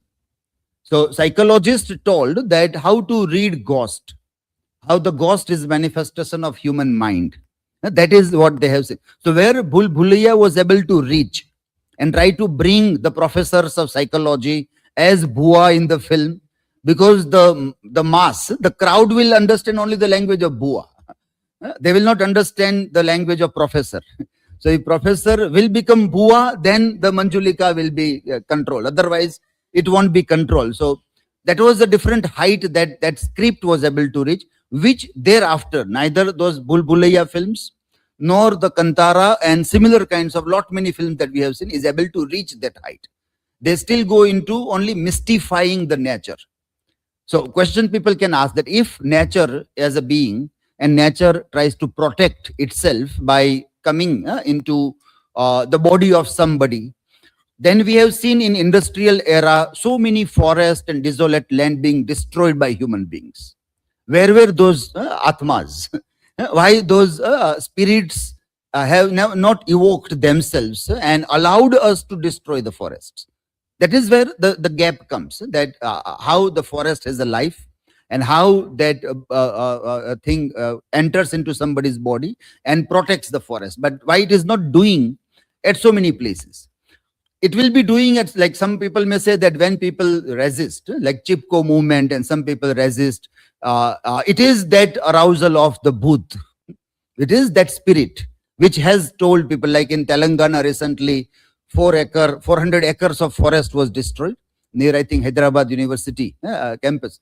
And so many students agitated, and then Supreme Court stopped that. So people may say that, see, students' agitation also is the spirit told them to agitate, and so they have done. But there will be many places where people are not living, but nature is there. There are no people, so there is no resistance. But industrialization is there. For example, Dholera SIR. Dholera entire space is a deserted space. There was nobody living. But it doesn't mean nature was not living there. That nature is destroyed. So why that nature, that species is through whom will that evoke itself, that destruction? So there is nobody, so Bhuta will not enter in anybody's body because there is nobody to enter in the body. So then how the things will live? These questions, if the films narrate or they tell, it's a new question which Northrop Frye will not able to incorporate into its schema. It will not be there because in past, this new way of looking or new questions were not present. So that all remains a gap, and a new narrative tries to tell. New narratives should tell these stories, but it is not telling that stories. That is a different dynamic, that how today's stories are taking us more into the darker ages rather than towards enlightenment. We started working towards enlightenment. And in 20th century, we talked a lot about the role of literature in that. Today, we see again that our narratives are taking us backward into that mystical world or into that dark era. And that way, the stories are told again and again. That is how the popular stories are told, and people consume those stories also. Okay, the others did quite well. Okay. Nancy also presented well. Sejad also did well. You have to add one point of intentional fallacy. In the conclusion, you said that AI do not have intention, the human but the human intention we have already deconstructed, even before AI. So intentional fallacy idea, even when humans were writing, we are trying to say that, well, that doesn't matter at all. So why that question comes in AI? But at least we have to bring in those quotations. Khushi also did well. Sandeep also. Okay, Dimple Parmar also. Answers, many of you are not able to give satisfactory answers. Some comments I have given in Google Classroom also.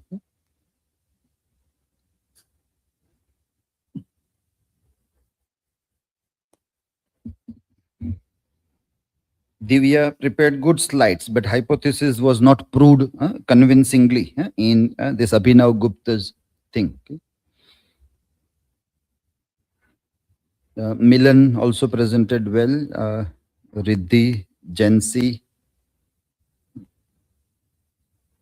Aditya, and other. Okay. Now, you have to connect with the contemporary. That is one point. So when you talk about Abhinav Gupta or Shakuntala or other thing, try to also bring in down the line with today's connection also, and try to see that how it can be connected. Otherwise, it remains only the study of the past as it was done in the past. If we are in 21st century and we try to reread those things, then what way we try to question, connect that, as Chetna has done a good connection with the contemporary happenings. Also, that is something that we need to look at and try to connect with our everyday reality also. Okay, we end our discussion here.